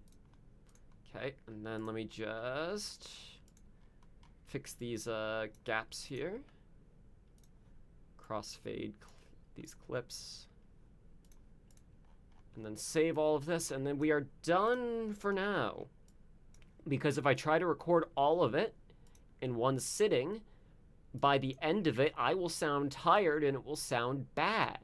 So, we do it over a couple of days, or weeks. as it's turned out. But hey, that's fine. Document so you can look for yourself. Here's what's important for our purposes. Quote, Thomas Lindgren has declined re-election. I'm writing all of this in the 2 weeks leading up to May 15th, Starbreeze's annual general meeting, at which point his leaving the board will be officially announced. That is the entirety of time for Tom in the notes. He's real humble that way. So, by default, Square, no, it does not. It literally generates complete silence. However, you can customize it. I have not done this, but the noise removal thing that I am doing, it does not just remove ambient room noise. It also, for parts that are total silence, including generated silence, will generate the little bit of room noise that is left over. Because when they're saying they're removing room noise, that's not what they're doing. They're just lowering it so quiet that it's mixed into the rest of the track so you can't hear it, and then ducking the track during the parts where nothing else is happening. That's how that works. So if you go totally silent instead of just ducking it, it will sound worse than if you have, like, the same way that you get used to like a fan sound after a while. Speaking of fucking which, let me turn my fan on. Oh, better. All right, let me save. I've been saving throughout this whole thing. Let me delete this top fucking track. Let me make sure this still Asterisk sounds... Vulture deals that has to be announced precisely in companies. This guy directed boom that wasn't.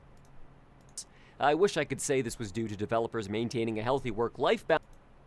Yeah, that's all from different parts of it. So we are currently at 37 minutes and 45 seconds for this audio track before I go in to add a couple of clicks. So it'll probably be like just shy of 38 minutes so far, and I am at reverse Paris syndrome, which is I would say a little bit after the halfway point of the article.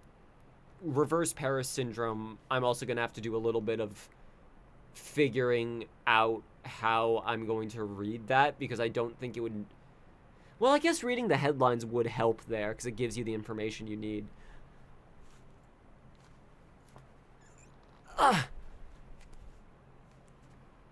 Oh.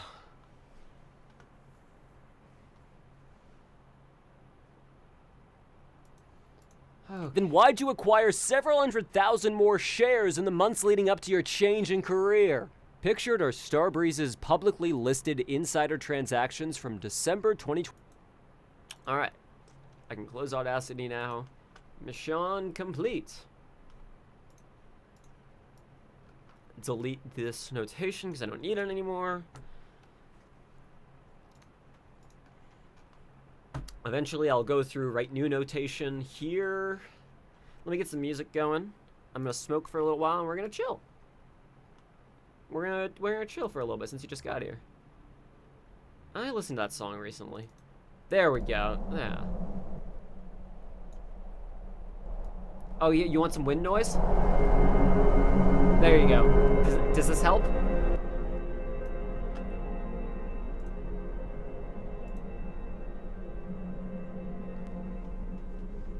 Ah, there we are. So, as I was saying before, I am still figuring out how I want to make a Payday 3 review that is worth watching. Because it may sound really obvious and simple to just review the game, but what the fuck is there to say about the game that hasn't already been said, right? Like, there's so little left that is useful to say about the game.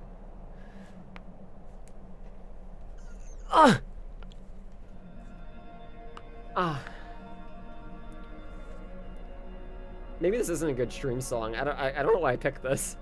I wanted some one-shot music, but it's scary.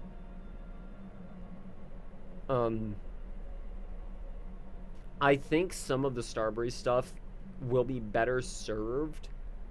I am not committing to this. This is not me saying this is what I am going to do, but I am rattling around in my head the idea of doing an article that I release the same day as a review, where if you want to know some of the developmental technical side of what's going on here, go read this. If you just want a review, watch this.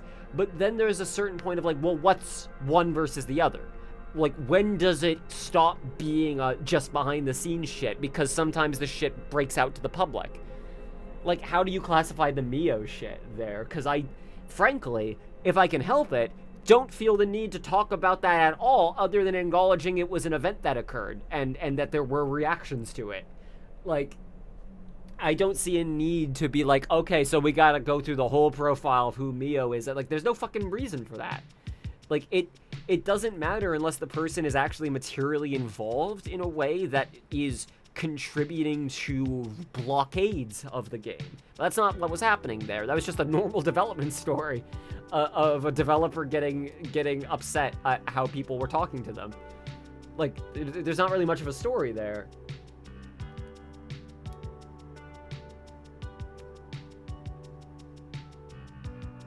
You never did Solstice? I would recommend going through One Shot again. Maybe on the Switch, if you got it, since it's all, like, self-contained there. I'm really happy they got it working for consoles like that. That's great. I know I've told the story before, but I am proud to have sold Night Margin, the artist and one of the main creatives behind One Shot, a graphics card. I am proud to have facilitated that transaction.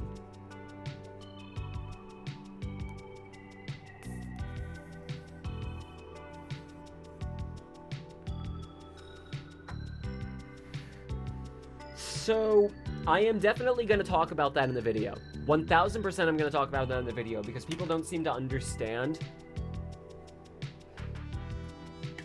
Let me back up a little further.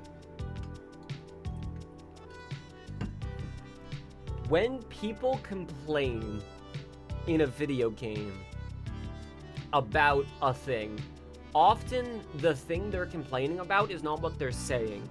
You have to translate through a layer of this person isn't a game developer to actually get at the heart of what their real criticism is.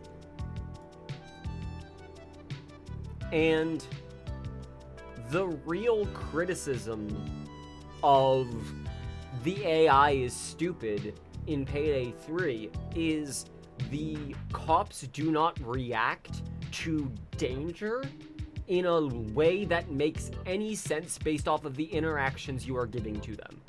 They do not interpret threat in any meaningful way, and this would matter less if it wasn't for how much math and how much AI shit is involved in doing this specific thing for cops in Payday 2. Like, I talk about it for a while in the video because it's really important to how the game plays. Like, it's not just you shoot the cops. It's you shoot one cop and all of the other cops around freak out and back away and are scared for a moment and lose aim before trying to shoot you again.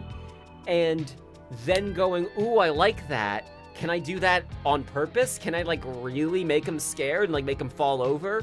Oh, there's a build I can make for that. Like, the idea of there being smaller, less intense versions of nuance and mechanics that then get developed by skills is superseded by skills turn on mechanics or turn off mechanics. And intimidation, stagger, hit stagger for, like, in Payday 3, being able to stagger enemies on hit with edge, that skill, activates like half of that game's like assault weapons to be useful again, because you can shoot more bullets quickly to get them to interrupt their animation, and it effectively accomplishes the same thing that was happening back then that was so cool, of like the fear, the drama effect, cops considering nearby civilians, like a bunch of small things that are not happening in the Payday 3 cops. However, the people who understand all of the nuance and detail of that shit are so fed up with Starbreeze and Overkill that they don't want to bother explaining it, or are so personally invested that they don't see it as a downside.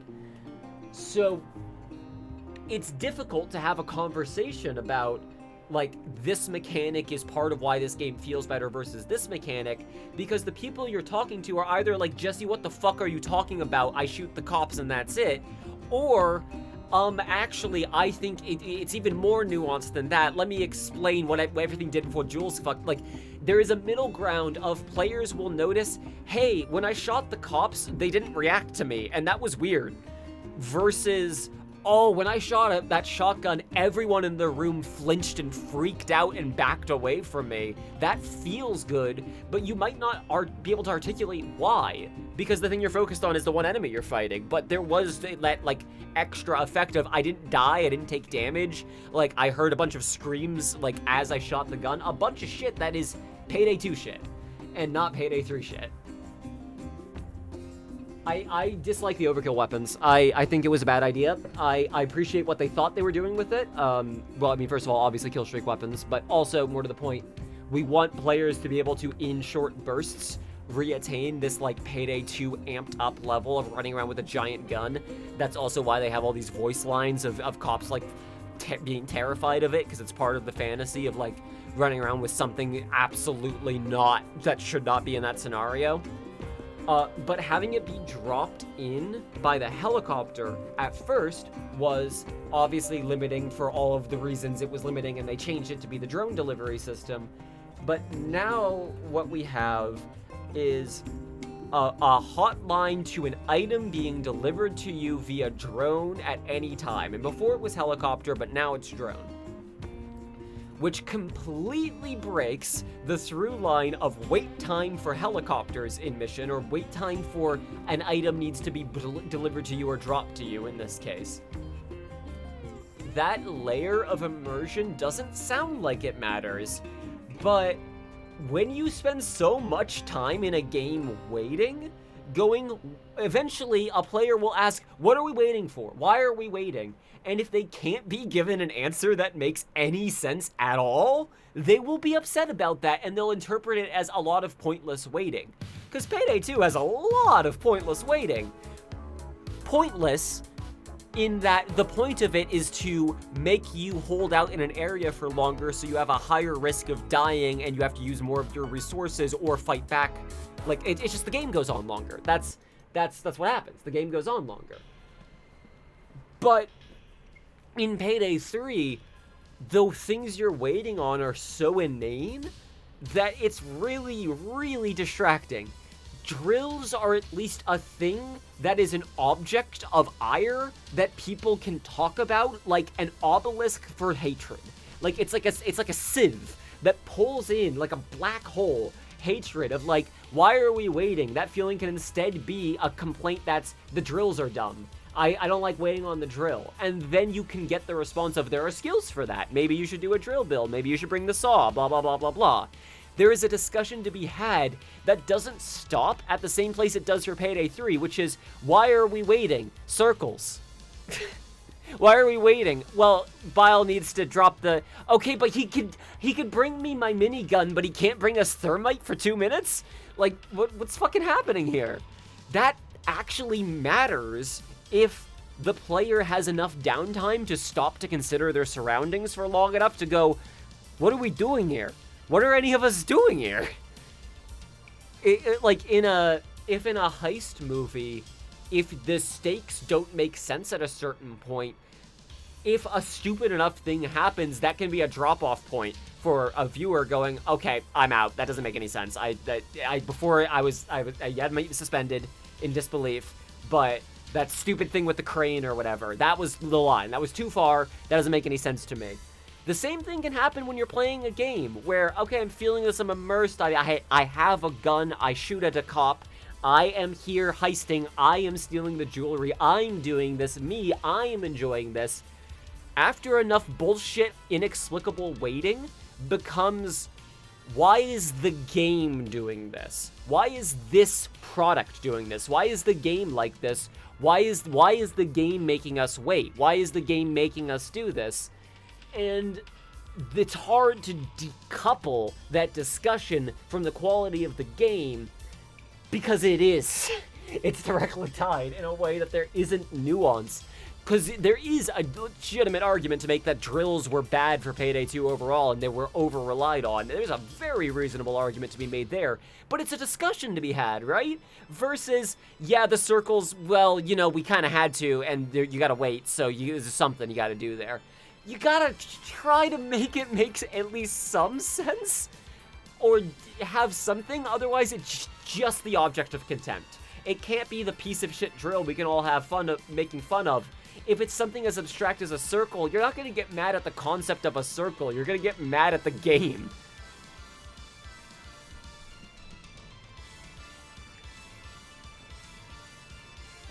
Whew.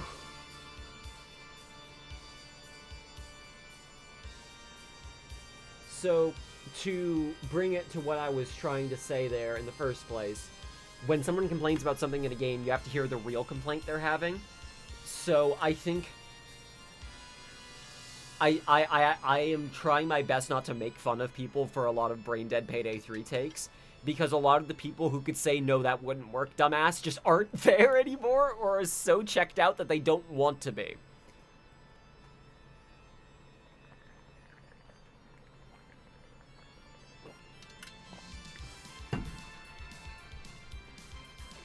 The pre-planning is like a presumed else time, though. Of like any indication of, oh, this would be difficult, wouldn't we be able to do X or Y if we could do Z, is made up for by you filling in the blanks in your head, right? Like, because it only matters as much as whether or not you want to have that interaction on the map. I actually think Crime Boss going out of its way to spend so much time showing you how you get all of the assets while fun is eventually just gonna grate on the player. Like, I don't give a shit about how I get them, I just want them. And I think having it be a balanced sweet spot of you spend money, you have like one line of text that's the flavor for this is how this favor works, and that's it, that's like an okay enough sweet spot. It's once it's in-game that it has to make sense, or the player will start to get caught up on it and notice it and break immersion from everything else.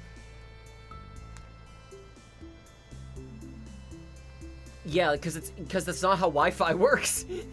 that's the big thing. That's just not how any kind of connection works.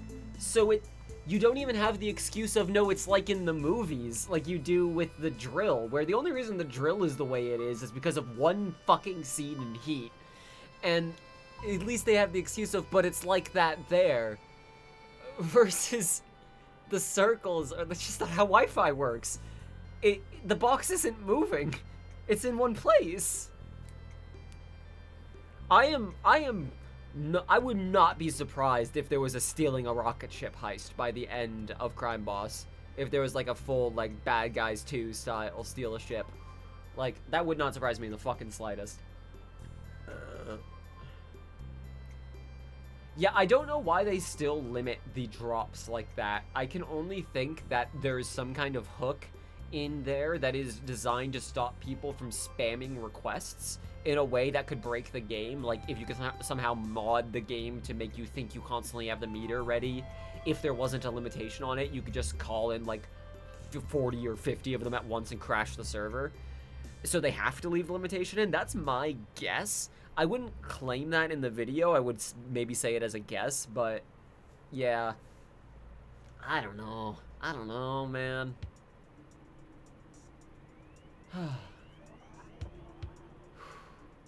Okay, I do think I need to go.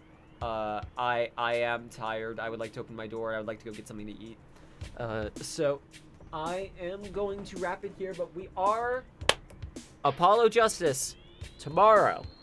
Apollo Justice, we're starting a DLC trial tomorrow on stream. It's happening.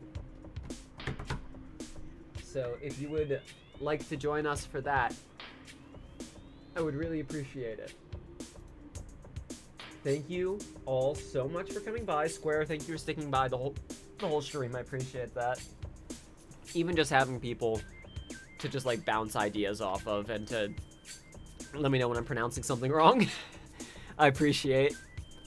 Thank you so much for coming by, Taito. Thank you very much for swinging by. I'm honestly glad I like debriefed for a little while afterwards too. I think I would have felt a little like exhausted if I had ended the stream immediately after being done and was just sitting there like, it's all over. Like I like having the debrief time. That was fun. I really do appreciate you coming in. Thank you very much. Please take care. Take it easy.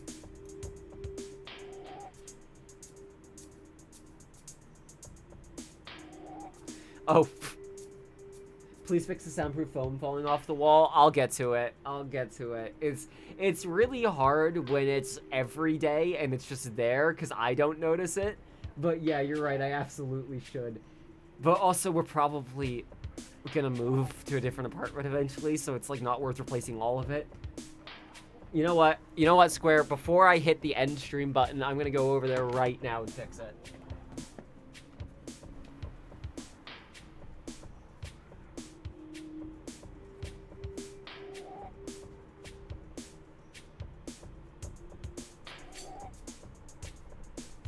Done.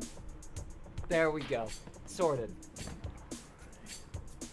And I have not forgotten, once Chi is back home, I intend to tell them about the lyrics on the Unbeatable Music on SoundCloud. Alright, peace, y'all. Bye.